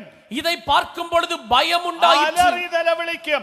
அலறி அழுவார்கள். കാരണം ഈ യഹൂദന്മാർ, காரணம் இந்த யூதர்கள், ഇവനെ ഞങ്ങൾക്ക് വേണ്ട, இவர் எங்களுக்கு வேண்டாம், ഇവനെ കൊല്ലണം, இவரை கொன்று போடுங்கள், ഞങ്ങൾക്ക് വേണ്ട, ഞങ്ങളുടെ രാജാവല്ലവൻ, எங்களுக்கு வேண்டாம், இவர் ഞങ്ങളുടെ எங்களுடைய ராஜா മശിയല്ലവൻ, அல்ல, ഞങ്ങളുടെ മഷിയല്ല, எங்களுடைய மேசியா அல்ல, அவர் ഇവരെ കൊല്ലണമെന്ന് ശഠിച്ചു. இவரை கொல்ல வேண்டும் என்று அவர்கள் சொன்னார்கள். ഗവർണർ പറഞ്ഞു, ന്യായാധിപൻ പറഞ്ഞു, ஆளுகை செய்கிறவர் சொன்னார், நியாயாதிபதி சொல்லுகிறார், ഇവനിൽ ഒരു കുറ്റവുമില്ല, இவரிடத்தில் ஒரு குற்றமும் ഇവരെ இல்லை, ശിക്ഷിക്കാൻ ഒരു കാരണവുമില്ല. இவரை தண்டிக்க ஒரு காரணமும் இல்லை. അവർ പറഞ്ഞു, അധികം കേൾക്കണ്ട, அவர்கள் சொன்னார்கள், யூதர்கள் അവന് சொல்லுகிறார், அது കുറ്റമുണ്ടോ எங்களுக்கு ഇല്ല கேட்கണ്ട, ഞങ്ങൾക്കറിയണ്ട, அவர்களுக்கு குற்றம் இருக்கா இல்லையா எங்களுக்கு அவனை தெரியாது, கொல்லணும், அவரை கொல்லணும், അവനെ വേണ്ട. அவரை வேண்டாம். അങ്ങനെയാണ് അവിടുത്തെ ക്രൂശിച്ചത്. அப்படிதான் அல்லவா அவரை சிலுவையில் அறைந்தார்கள். ന്യായമായ ശിക്ഷയല്ല അവിടുന്ന് കൊടുത്തത്, കൊടുത്തത് நியாயமான தண்டனை அல்ல அவருக்கு கொடுத்தது. എന്താണ് ആ ശിക്ഷയ്ക്ക് കാരണം? அப்ப அந்த தண்டனைக்கு காரணம் ആ என்ன? ശിക്ഷ നമ്മുടെ മേൽ വരേണ്ടതായിരുന്നു. அந்த தண்டனை நம்ம மேல் வர வேண்டியது. പാപത്തിന് വരേണ്ട ശിക്ഷ മരണമായിരുന്നു. பாவத்திற்கு வர வேண்டிய தண்டனை மரணமாயிருந்தது. പാപത്തിന്റെ ശമ്പളം മരണമത്രേ. பாவத்தின் சம்பளம் மரணம். നമ്മെ കൊല്ലണമെന്ന് ദൈവം വിധിച്ചപ്പോ, ஆனால் நம்மை கொல்ல வேண்டும் என்று ஆண்டவர் திட்டம் பண்ணின பொழுது, അങ്ങനെ കൊന്നാ പിന്നെ നമ്മുടെ ബാക്കിയില്ല. அப்படி கொன்று போட்டால் பின்ன நம்ம மீதி இல்லையே. അതിന് പകരം മനുഷ്യന് വേണ്ടി മരിക്കാൻ, அதற்கு பதிலாக மனிதர்களுக்காக മരിക്കാൻ വന്നു. ஆமென். பதிலாக மரிப்பதற்கு அவர் வந்தார். അവരെ കൊന്നു. அவர்களை அவர் கொன்றார்கள். ആ നാട്ടുകാരാണ് അതിന് ഉത്തരവാദികൾ. அந்த ஊர் ஜனங்கள் தான் அதுக்கு உத்தரவாதிகள். മുഴു ലോകവും ഉത്തരവാദികളാണെങ്കിൽ ആ നാട്ടുകാരാണ് പ്രധാന ഉത്തരവാദികൾ. முழு உலகமும் அதுக்கு பிரதானமான காரியமா இருந்தாலும் அந்த ஊர் ஜனங்கள் தான் மிக முக்கியமாய் காரணம். അവരുടെ പൂർവ്വപിതാക്കന്മാരാണ് അതിന്റെ ഉത്തരവാദികൾ. அவர்களுடைய பூர்வ பிதாக்கள் தான் அதற்கு உத்தரவாதங்கள். അവർ നോക്കുമ്പോൾ ദേ അവൻ വരുന്നു. அவர் பார்க்கும் பொழுது இதோ அவர் வருகிறார். ആലറി നിലവിളിക്കും. அவர்கள் അழுது புலம்புவார்கள். കുടുംബമായി നിലവിളിക്കും. குடும்பமாய் புலம்புவார்கள். സ്ത്രീകൾ വേറെ നിലവിളിക്കും. ஸ்திரீகள் அழுவார்கள். കുട്ടികൾ വേറെ നിലവിളിക്കും. பிள்ளைகள் அழுவார்கள். പുരുഷന്മാർ നിലവിളിക്കും. புருஷர்கள் அழுவார்கள். അയ്യോ ஐயோ ക്ഷമിക്കണമേ, ஆமென், மன்னிக்கணும், மன்னிக்கணுமே, തെറ്റുപറ്റിപ്പോയി, தவறு சம்பவித்தது. ആലറി നിലവിളിക്കുന്ന அலறி அழுகிற ஒரு சத்தம் ஒரு நேரம். അവിടെ മാത്രമല്ല ഇത് കാണാൻ പോകുന്നത്. அவர்கள் அங்கே மாத்திரமல்ல அவர்கள் பார்க்க போகிறது. ഈ നാടും അത് കാണും. இந்த உலகம் முழுவதும் பார்க்கும். ഈ കന്യാകുമാരി ജില്ല മുഴുവൻ അതിനെ കാണും. இந்த கன்னியாகுமரி மாவட்டம் முழுவதும் அதை பார்க்கும். മുഴുവൻ അതിനെ കാണും. இந்த இந்தியா முழுவதும் அதை பார்க்கும். സകല ദേശവും അതിനെ കാണും. சகல தேசமும் அதை காணும். അമേരിക്കക്കാരൻ അതിനെ കാണും. அமெரிக்கக்காரர் அதை பார்ப்பார்கள். റഷ്യക്കാരൻ അതിനെ കാണും. ஆமென். റഷ്യക്കാരൻ அதை பார்ப்பார்கள். ചൈനക്കാരൻ അതിനെ കാണും. சைனாக்காரர் அதை பார்ப்பார்கள். ആഫ്രിക്കക്കാരൻ அதை பார்ப்பார்கள். അറബി ദേശക്കാരൻ ഇതിനെ കാണും. அரபி தேசத்தார் இதை பார்ப்பார்கள். ഇവരെ വേണ്ട എന്ന് പറഞ്ഞ സകലരും, இதுவரைக்கும் ஆமென் உண்டாயிருக்கிற எல்லாரும் பார்ப்பார்கள். ഇവരെ വേണ്ട എന്ന് പറഞ്ഞ സകലരും, இவரை வேண்டாம் என்று சொல்ல சகலரும் பார்ப்பார்கள். സുവിശേഷത്തെ വെറുക്കുന്നവരും, இந்த சுவிசேஷத்தை வெறுக்கிறவர்களும், ഈ സുവിശേഷത്തെ ഉപദ്രവിച്ചവരും, இந்த சுவிசேஷத்தை உபத்திரவப்படுத்தினவர்களும், സുവിശേഷം പറയുന്നവരെ കൊന്നവരും, இந்த சுவிசேஷத்தை சொல்லுகிறவர்களை கொண்டவர்களும் സകലരും ഒരു ദിവസം അവനെ കാണും. சகலரும் ஒரு நாள் இயேசுவை பார்ப்பார்கள். ആലറി നിലവിളിക്കും. ஆலறிக்கொண்டு அழுவார்கள்.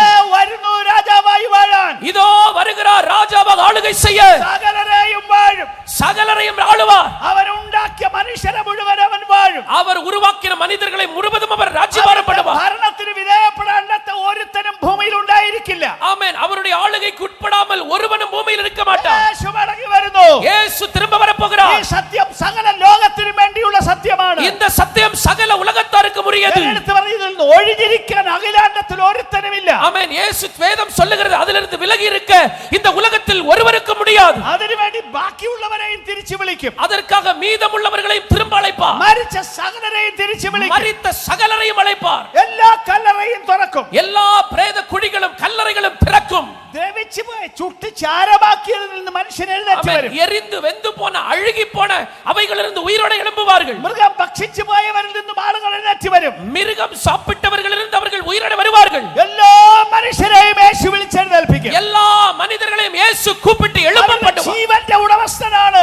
அவர் ஜீவனுடைய சொந்தக்காரர். സകല മനുഷ്യരെയും വാഴാൻ യേശു വരുന്നു. சகல மனிதர்கள் மேலும் ஆளுகை செய்ய இயேசு வரப்போகிறார். ലോകം മുഴുവൻ യേശുവിന്റെ ഭരണത്തിന്റെ കീഴിലാവും. உலகம் முழுவதும் இயேசுவினுடைய ராஜ்யபாரத்துக்கு உட்படும். മനുഷ്യരെ കേൾക്കണമേ, மனிதர்களே கேளுங்கள். ഈ പുസ്തകം വിളിച്ചു പറയുന്നു. இந்த புஸ்தகம் கூப்பிட்டு சொல்லுகிறது. ഈ പുസ്തകം സത്യമാണ്. இந்த புத்தகம் சத்தியமாய் இருக்கிறது. പുസ്തകം ദൈവത്തിന്റെ വചനമാണ്. இந்த புஸ்தகம் தேவனுடைய வார்த்தை. ഇത് ഇന്നു വരെ നിവർത്തിക്കപ്പെട്ടു. இது இன்று വரைக்கும் நிறைவேறிக் கொண்டிருக்கிறது. നിവർത്തിക്കപ്പെടും. இனிமேலும் நிறைவேறும். നിവർത്തിക്കാൻ പോകുന്ന വലിയ കാര്യം. ஆமென். நிறைவேற போகிற ஒரு பெரிய காரியம். ലോകത്തെ ഭരിക്കാതിന്റെ ഉടമസ്ഥൻ വരുന്നു. உலகத்தை ஆளுகை செய்ய உலகத்தின் சொந்தக்காரர் வரப்போகிறார். യേശു മടങ്ങി വരുന്നു. இயேசு திரும்ப வரப்போகிறார். ഒന്നുകൂടെ പറയുന്നു. ஒரு முறை கூட சொல்லுகிறேன். മുഴു മനുഷ്യരും കേൾക്കണമേ. முழு மனிதர்களும் கேட்கணும். മുഴു നാട്ടുകാരും കേൾക്കണമേ. முழு ஊரார்களும் கேட்கணும். ലോകത്തെ വാഴാൻ, உலகத்தை ஆளுகை செய்ய, ലോകത്തെ ഭരിക്കാൻ உலகத்தை ஆளுகை செய்ய യേശു മടങ്ങി വരാൻ പോകുന്നു. இயேசு திரும்ப வரப்போகிறார்.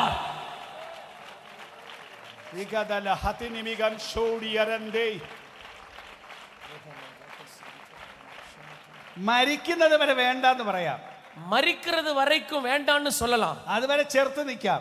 அது வரைக்கும் தடுத்து நிறுத்தலாம். പക്ഷെ ഒരു ദിവസം മരിച്ചവരിൽ നിന്ന് എഴുന്നേൽപ്പിക്കാൻ വരുവാൻ. ஆனால் மரித்தவர்களை உயிரோடு எழும்ப அவர் ஒரு நாள் வருவார். അന്നേരം ചേർത്ത് നിൽക്കാൻ പറ്റില്ല. அந்த நேரத்தில் தடுத்து நிறுத்த முடியாது. വരുന്നു രാജാതി രാജാവ്. வரப்போகிறார் ராஜாதி ராஜா. വരുന്നു കർത്താതി കർത്താവ്. வரப்போகிறார் கர்த்தாதி கர்த்தா. യേശു മടങ്ങി വരുന്നു. இயேசு திரும்ப வரப்போகிறார். മനുഷ്യ ഒരുങ്ങിക്കൊള്ളൂ. மனிதனே ஆமென் ஆயத்தப்படு. ഒന്നുകൂടെ പറയുന്നു. ஒரு முறை சொல்றேன். ഇതിൽ നിന്ന് ഒഴിഞ്ഞിരിക്കാൻ അഖിലാണ്ടത്തിൽ ഒരാൾക്ക് പറ്റില്ല. இதிலிருந்து விலகி இருக்க உலகத்தில் ஒரு மனிதனுக்கும் முடியாது. ജീവിച്ചിരിക്കുന്നവർക്കും പറ്റില്ല, உயிரோடு இருக்கிறவர்களுக்கு முடியாது, മരിച്ചു പോയവർക്കും പറ്റില്ല, மரித்து போனவர்களுக்கு முடியாது. സകലരെയും മടക്കി വിളിച്ച് சகலரையும் திரும்ப அழைத்து തന്റെ ആധിപത്യത്തിൽ കൊണ്ടുവരാൻ പോകുന്നു. தன்னுடைய அதிகாரத்துக்குள்ளே கொண்டு வர போகிறார். ഇന്ന് വേണ്ടാന്ന് പറഞ്ഞവർക്ക് എന്ത് സംഭവിക്കും? அப்ப இன்றைக்கு வேண்டாம் என்று சொன்னவர்களுக்கு என்ன சம்பவிக்கும்? അവസാനം ഞാൻ പുസ്തകത്തിന്റെ ഭാഷയെ പറയാം. நான் வேத புத்தகத்தின் மொழியில் சொல்லுகிறேன். വേറൊരു സ്ഥലമുണ്ട്. அவர்களுக்கு வேறு ஒரு இடம் இருக்கிறது.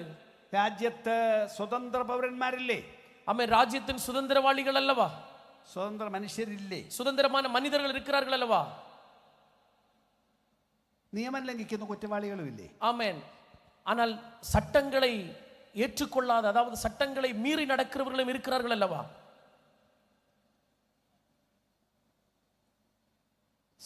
അങ്ങനെ നിയമം ലംഘിക്കുന്നവരെ ഇടാനുള്ളത് ജയിലാണ്. ஆனால் சட்டத்தை மீறுகிறவர்களுக்கு கொடுக்கப்படுகிற இடம் சிறை. അല്ലേ? തെറ്റ് ബോധ്യപ്പെടുത്തി കുറ്റം അതിനൊക്കെയുണ്ടെങ്കിൽ ജയിലിലിടും. ஆமென். ஒருவன் தவறு செய்திருக்கிறானே ஆனால் அவன் என்ன செய்வாங்க? சிறையில் அடைப்பார்கள். അങ്ങനെ തന്നെ വരാനുള്ള ലോകത്തിലും அப்படிதான் வரப்போகிற உலகத்திலும் എന്ത് ചെയ്യണമെന്ന് ദൈവം പറഞ്ഞു. என்ன செய்ய வேண்டும் என்று தேவன் சொல்லியிருக்கிறார். അത് കേട്ടവൻ ദൈവം ഉണ്ടാക്കിയ മനുഷ്യൻ ദൈവത്തിന്റെ ഭരണത്തിന് വിധേയപ്പെട്ടു. அதை கேட்டவன் தேவன் உண்டாக்கின மனுஷன் தேவனுடைய ஆளுகைக்கு உட்பட்டான். വേറെ കുറെ പേര് പറയുന്നു வேறு ஒரு சிலர்கள் சொல்லுகிறாங்க, നിന്നെ വേണ്ട, நீர் எனக்கு வேண்டாம். അന്ന് അവര് പറഞ്ഞ പോലെ ഇന്നും പറഞ്ഞു വേണ്ട. அன்றைக்கு அவர்கள் சொன்னது போல இன்றைக்கும் சொல்லுகிறார்கள், இவர் வேண்டாம். അനുസരിക്കാൻ തയ്യാറല്ല. ஆமென். இன்றைக்கு அதை இயேசுவை விசுவாசிக்க ஆயத்தம் இல்ல. ഞാൻ ഒന്നുകൂടെ പറയാം, நான் ஒரு முறை கூட சொல்றேன், ഇതൊരു മതഗ്രന്ഥമല്ല, இது ஒரு மத புத்தகம் அல்ல. മനുഷ്യർ അനുസരിക്കാനുള്ള ദൈവത്തിന്റെ നിയമമാണ്. மனுஷன் கீழ்ப்படிவதற்கான தேவனுடைய சட்டதிட்டங்கள். ഇത് ദൈവത്തിന്റെ വചനമാണ്. இது தேவனுடைய வசனம். ഇതിനെ ലംഘിച്ച് ജീവിക്കുന്നവന് இதை மீறி நடக்கிறவர்கள் ജയിൽ കൊടുക്കും, சிறையில் அடைப்பார். ദൈവത്തിന്റെ ജയിൽ, தேவன் உருவாக்கி வைத்திருக்கிற சிறை. ദൈവത്തിന്റെ ജയിലിന് പറയുന്ന പേര് തീ പൊയ്ക എന്നാണ്. ஆமென். தேவனுடைய சிறைக்கு பெயர் அக்கினி கடல், നരകം എന്നാണ് പറയുന്നത്. நரகம் என்று சொல்லப்படுகிறது. സത്യമാണതല്ല, உண்மை இதெல்லாம், ചുമ്മാ അല്ല. சும்மா சொல்லுகிறது அல்ல. തീ പൊയ്ക എന്നും പറഞ്ഞൊരു സംഗതി ഉണ്ടെന്ന് அக்கினி கடல் என்கிற ஒன்று இருக்கிறது. ഇന്നത്തെ ശാസ്ത്രം പറയുന്നത്, இன்றைக்கு விஞ்ஞானம் அதை சொல்லுகிறது. അതന്നെ. ஆமா, നരകമെന്ന് ശാസ്ത്രം പറയത്തില്ല, நரகம் என்று விஞ்ஞானம் சொல்லல. പക്ഷെ ഈ ഭൂമിയുടെ അടിയിൽ ஆனால் இந்த பூமிக்கு அடியில ഭയങ്കര തീയാണെന്ന്, ஆமென், பயங்கரமான அக்கினி இருக்கிறது. തീയുടെ പൊയ്കയാണെന്ന്, ஆமென், நெருப்பு கடல், அக்கினி கடல் இருக்கிறது என்று சொல்லுகிறது. ശാസ്ത്രം പറയുന്നത്. அதுதான் விஞ்ஞானம் சொல்லுகிறது. അതായത് ഈ ഭൂമിയുടെ അടിയിൽ ഒരു ഭാഗം, அதாவது இந்த பூமியின் அடியில ஒரு பகுதி പാറ ഉരുകി കിടക്കുകയാണ്. ஆமென், பாறை, அதாவது கற்பாறைகள் உருகி போயிருக்கிறது. മുഴുവൻ ഉരുകിയ പാറയാ. உருகின பாறை. പാറ ഉരുകണമെങ്കിൽ ഇത് ചൂട് വേണമെന്നല്ലോ. பாறை உருகணும்னா எவ்வளவு சூடு வேணும்ல. അതിന് താഴെ ലോഹം ഉരുകിയ തടാകമാണെന്ന്. ஆமென். அதற்கு கீழே உலோகங்கள் உருகின ஆறு இருக்கிறது என்று. തടാകം, தடாகம். തിളച്ചു ഭയങ്കര, അങ്ങനെ തിളച്ചിളകുന്ന തടാകമാണ്. அது அப்படி கொதித்து கொண்டிருக்கிற ஆறா இருக்கிறதா ഈ ഭൂമിയുടെ അടി, இந்த பூமிக்கு அடியில. ഒന്നുകൂടെ പറയാം, ശാസ്ത്രം പറഞ്ഞതാണ് ഞാൻ പറഞ്ഞത്. நான் ஒரு முறை தெளிவா சொல்றேன், இது விஞ்ஞானம் சொல்லுகிற உண்மை. നിങ്ങൾക്ക് നെറ്റിൽ പോയി നോക്കണേ. இதெல்லாம் நீங்க நெட்ல போய் பார்க்கணும்னா வேணா பாருங்க. ഈ ഭൂമിയുടെ അന്തർഭാഗം, cross section of the earth അടിച്ചു നോക്കൂ. ஆமா, இந்த under cross section of the earth, அதாவது பூமியின் அடிப்பாகங்களை எப்படி இருக்கிறது என்று ஆராய்ந்து பாருங்கள். അങ്ങനെ സ്ഥലം ഉണ്ട്, அப்படிப்பட்ட இடம் இருக்கிறது, അങ്ങനെ ഒരു ജയിലുണ്ട്, அப்படி ஒரு சிறை இருக்கிறது. ഭൂമിയിൽ ജയിലുണ്ടെങ്കിൽ பூமியில் சிறை இருக்கிறதையானால் നിത്യ രാജാവായ ദൈവത്തിന് ജയിലില്ലേ? நித்திய ராஜாவாயிருக்கிற தேவனுக்கு சிறை என்கிற ஒன்று இல்லையா? ആരും അവിടെ പോകാൻ ദൈവം ആഗ്രഹിക്കുന്നില്ല. ஆனால் ஒரு மனிதனும் அங்கே போவதற்கு தேவன் விரும்பவில்லை. പിശാചിന് വേണ്ടി ഉണ്ടാക്കിയതാണത്. பிசாசிற்காக ஆயத்தம் பண்ணப்பட்ட இடம் அது. ദൈവത്തിന്റെ കൂടെ താമസിക്കാൻ വിളിച്ചിട്ട് വന്നില്ലെങ്കിൽ, ஆனால் தேவனோடு கூட வசிக்க அழைத்து வராமல் இருந்தால், എനിക്ക് വേണ്ടെന്ന് പറഞ്ഞാൽ, ஆமென், நீர் எனக்கு வேண்டாம் என்று சொன்னால், പിന്നെ ദൈവം എന്ത് ചെയ്യണം? அதுக்கப்புறம் அவர் என்ன செய்யணும்? പിന്നെ ജയിലിലല്ലേ ഇടാൻ പറ്റും? திரும்ப அவர் சிறையில் தானே போடணும். സ്വാഭാവികമല്ലേ? அது உண்மைதானே? സാമാന്യ ബുദ്ധിക്ക് നിരക്കുന്നതല്ലേ? சாதாரணமான புத்தியில் அதை யோசிக்க முடியும் தானே? അത് സംഭവിക്കുന്നത് യേശുവിന്റെ വരവിങ്കലാണ്. அது சம்பவிக்க போகிறது இயேசுவினுடைய வருகையில். ഞാൻ ഒന്നുകൂടെ പറയുന്നു, நான் ഒരു முறை கூட ഈ சொல்றேன், പുസ്തകം മുഴുവൻ സത്യം. இந்த வேத புஸ்தகம் முழுவதும் உண்மை. ഇത് മുഴുവൻ സംഭവിക്കും. இது முழுவதும் சம்பவிக்கும். യേശു താമസിയാതെ മടങ്ങി വരും. இயேசு சீக்கிரமாய் திரும்ப வருவார். ഈ ആകാശമേഘത്തിൽ വരും. இந்த ஆகாய மண்டலத்தில் வருவார். തയ്യാറായിരിക്കുന്ന തന്റെ ആളുകളെ കൊണ്ടുപോകും. ஆயத்தமாய் இருக்கிற தமது ஜனத்தை அவர் கொண்டு போவார். അത് കഴിയുമ്പോൾ அதற்கு பின்பு നേരെ ഭൂമിയിലേക്ക് ഇറങ്ങി വരും. ஆமென், நேரடியாய் பூமியில் സകല வருவார். മനുഷ്യരും കാണുക ഇറങ്ങി വരും. சகல மனிதர்களும் காண அவர் ഈ வருவார். ഭൂമി യേശു വാഴും.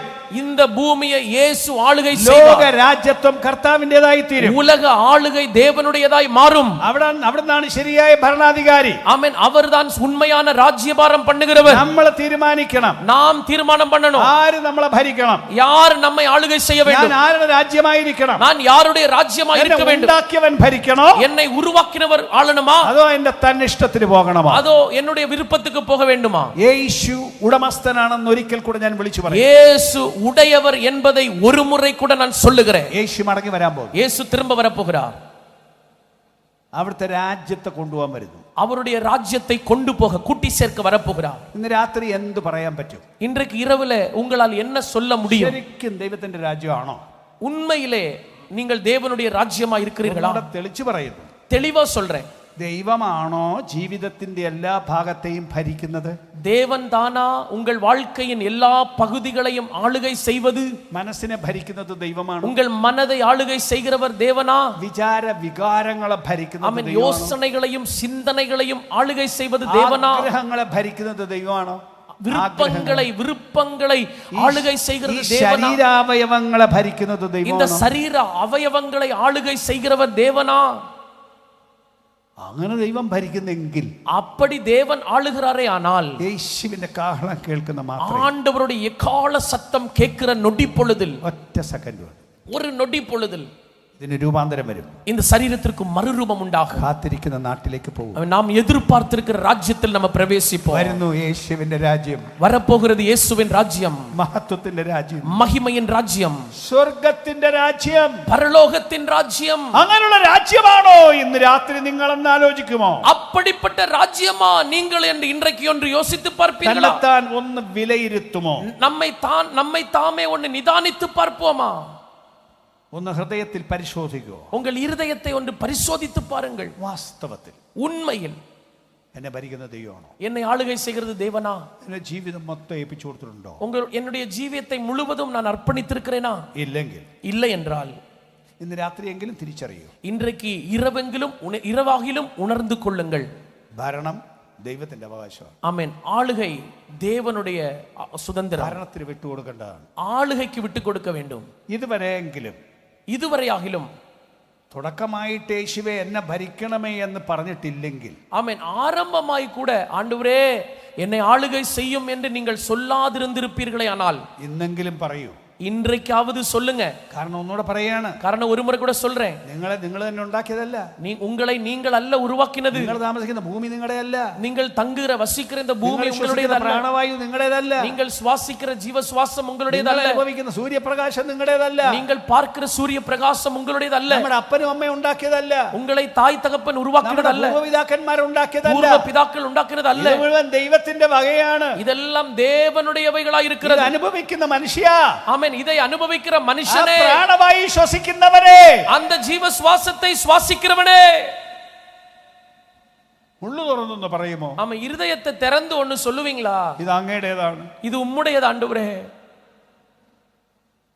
അങ്ങയുടെ ഇഷ്ടത്തിന് ജീവിച്ചോളാം, உம்முடைய விருப்பத்துக்கு நான் வாழ்றேன் അല്ലാതെ പറഞ്ഞിട്ടുള്ളവരും அப்படி சொல்லி இருக்கிறவர்களும், ഇതൊക്കെ ഒരു മതത്തിന്റെ ഒരു ഭാഗമാണ് എന്ന് ധരിച്ചിരിക്കുന്നവർ, ஒருவேளை இதெல்லாம் ஒரு மதத்தின் ஒரு பகுதி என்று யோசித்துக் கொண்டிருக்கிறவர்களும், നമുക്ക് നമ്മുടെ ഇഷ്ടമൊക്കെ ചെയ്യാമെന്ന് വിചാരിക്കുന്നവർ, எங்களுடைய இஷ்டம் எல்லாம் படி செய்யலாம் அப்படின்னு நினைக்கிறவர்களும், രാത്രി തിരിച്ചറിയൂ. இன்றைக்கு இரவிலே உணர்ந்து கொள்ளுங்கள். യേശു ദൈവരാജ്യം സ്ഥാപിക്കാൻ വന്നു. இயேசு தேவனுடைய ராஜ்யத்தை ஸ்தாபிக்கும்படி அவர் வந்தார். ദൈവരാജ്യം സ്ഥാപിക്കാൻ വന്നു. மனிதரில் தேவனுடைய ராஜ்யத்தை ஸ்தாபிக்க வந்தார். ദൈവരാജ്യമായിട്ട് ഏൽപ്പിച്ചു കൊടുക്കുമോ? எத்தனை பேர் ஆமென் தேவனுடைய ராஜ்யமாக இன்றைக்கு ஒப்பு கொடுப்பீர்களா? അവരെ ചേർക്കാൻ യേശു, அவரை சேர்க்கும்படி இயேசு வருகிறார். ഭാഗം ഒന്നുകൂടെ പറഞ്ഞ് ഞാൻ നിർത്തുന്നു. அந்த பகுதியை ஒன்று முறை கூட சொல்லி நான் நிறுத்துகிறேன். നമ്മളെ മാത്രം കൊണ്ടുപോകാനും അതുകൊണ്ട് അവസാനിപ്പിക്കാനും അല്ല യേശു വരുന്നത്. நம்மை மாத்திரம் கொண்டு போயும் அதோட முடிவை கொண்டு வருவதற்கல்ல இயேசு வருவது. ലോകം മുഴുവൻ വാഴാൻ യേശു വരുന്നു. உலகம் முழுவதையும் அவருடைய ஆளுகைக்குள் கொண்டு வர இயேசு வரப்போகிறார். നമ്മുടെ കുടുംബത്തിൽ രക്ഷിക്കപ്പെടാത്തവർ ഈ സന്ദേശം അറിയണം. ஆமென். நம்முடைய குடும்பத்தில் ரட்சிக்கப்படாதவர்கள் இந்த செய்தியை அறிய வேண்டும். നിങ്ങളുടെ മക്കൾ ഈ സന്ദേശം അറിയണം. நம்முடைய பிள்ளைகள் இந்த செய்தியை அறிய வேண்டும். നിങ്ങളുടെ സ്വന്തക്കാർ ഈ സന്ദേശം അറിയണം. நம்முடைய சொந்தங்கள் உறவினர்கள் இந்த செய்தியை அறிய வேண்டும். നമ്മുടെ അയൽപക്കക്കാർ ഈ വാർത്ത അറിയണം. நம்முடைய அயல்வாசிகள் ஆமென் நம்முடைய பக்கத்து உற்றார்கள் இந்த ഈ செய்தியை அறியணும். രാജ്യത്തെ മുഴുവൻ മനുഷ്യരും ഈ വാർത്ത അറിയണം. இந்த தேசத்தின் முழு ஜனங்களும் இதை அறியணும். ലോകത്തിന്റെ പാപം ചുമക്കാൻ വന്നത് ഒരാളാണ്. உலகத்தின் பாவத்தை சுமந்து தீர்க்க வந்தவர் ஒரே ஒருவர், യേശു. இயேசு. ലോകത്തിന്റെ പാപം, உலகத்தின் பாவம், ഒരു ദേശത്തിന്റെ അല്ല, ஒரு தேசத்தின், ലോകത്തിന്റെ പാപം. உலகத்தின் பாவத்தை. ദേ ലോക രാജാവ് വരുന്നു. இதோ உலக ராஜா வரப்போகிறார். ഒരു മിനിറ്റ് ഒന്ന് എഴുന്നേറ്റ് നിൽക്കുമോ? ஒரு நிமிடம் ஒன்று எழும்பி நிற்பீர்களா?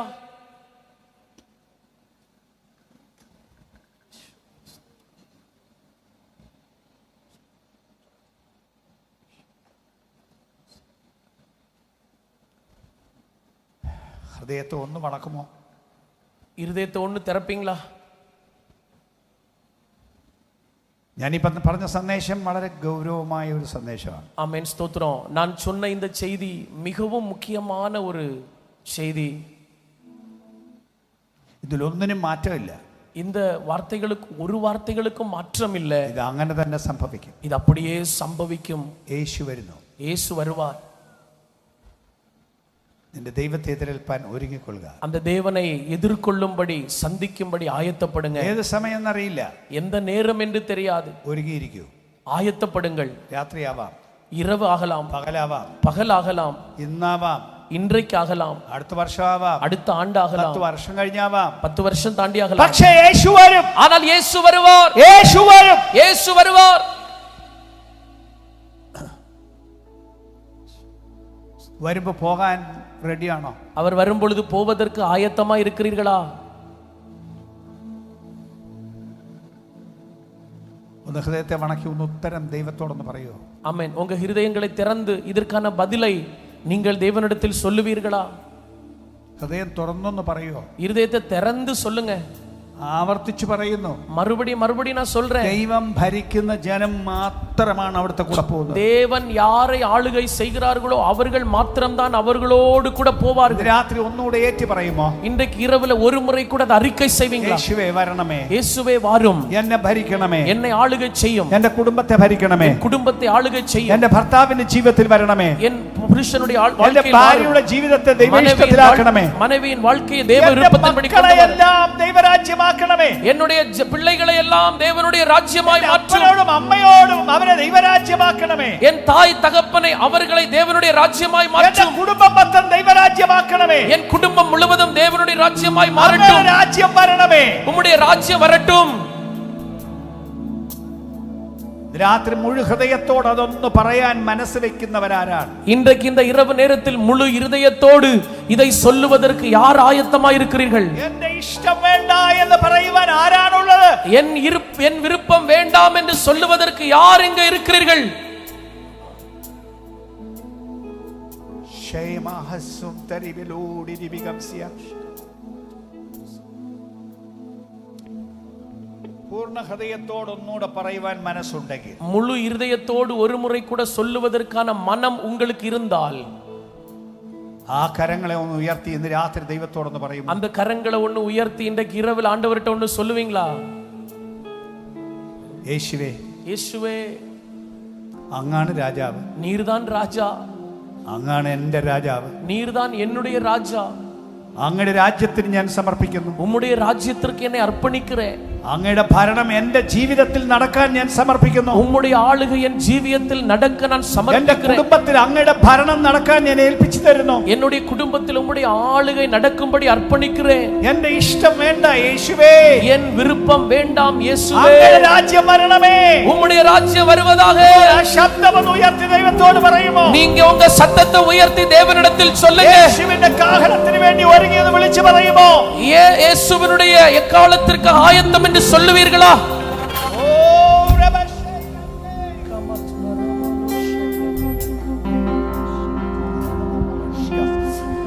എല്ലാ കരങ്ങളെയും അടിച്ച് കരങ്ങളെ തട്ടി ദൈവത്തെ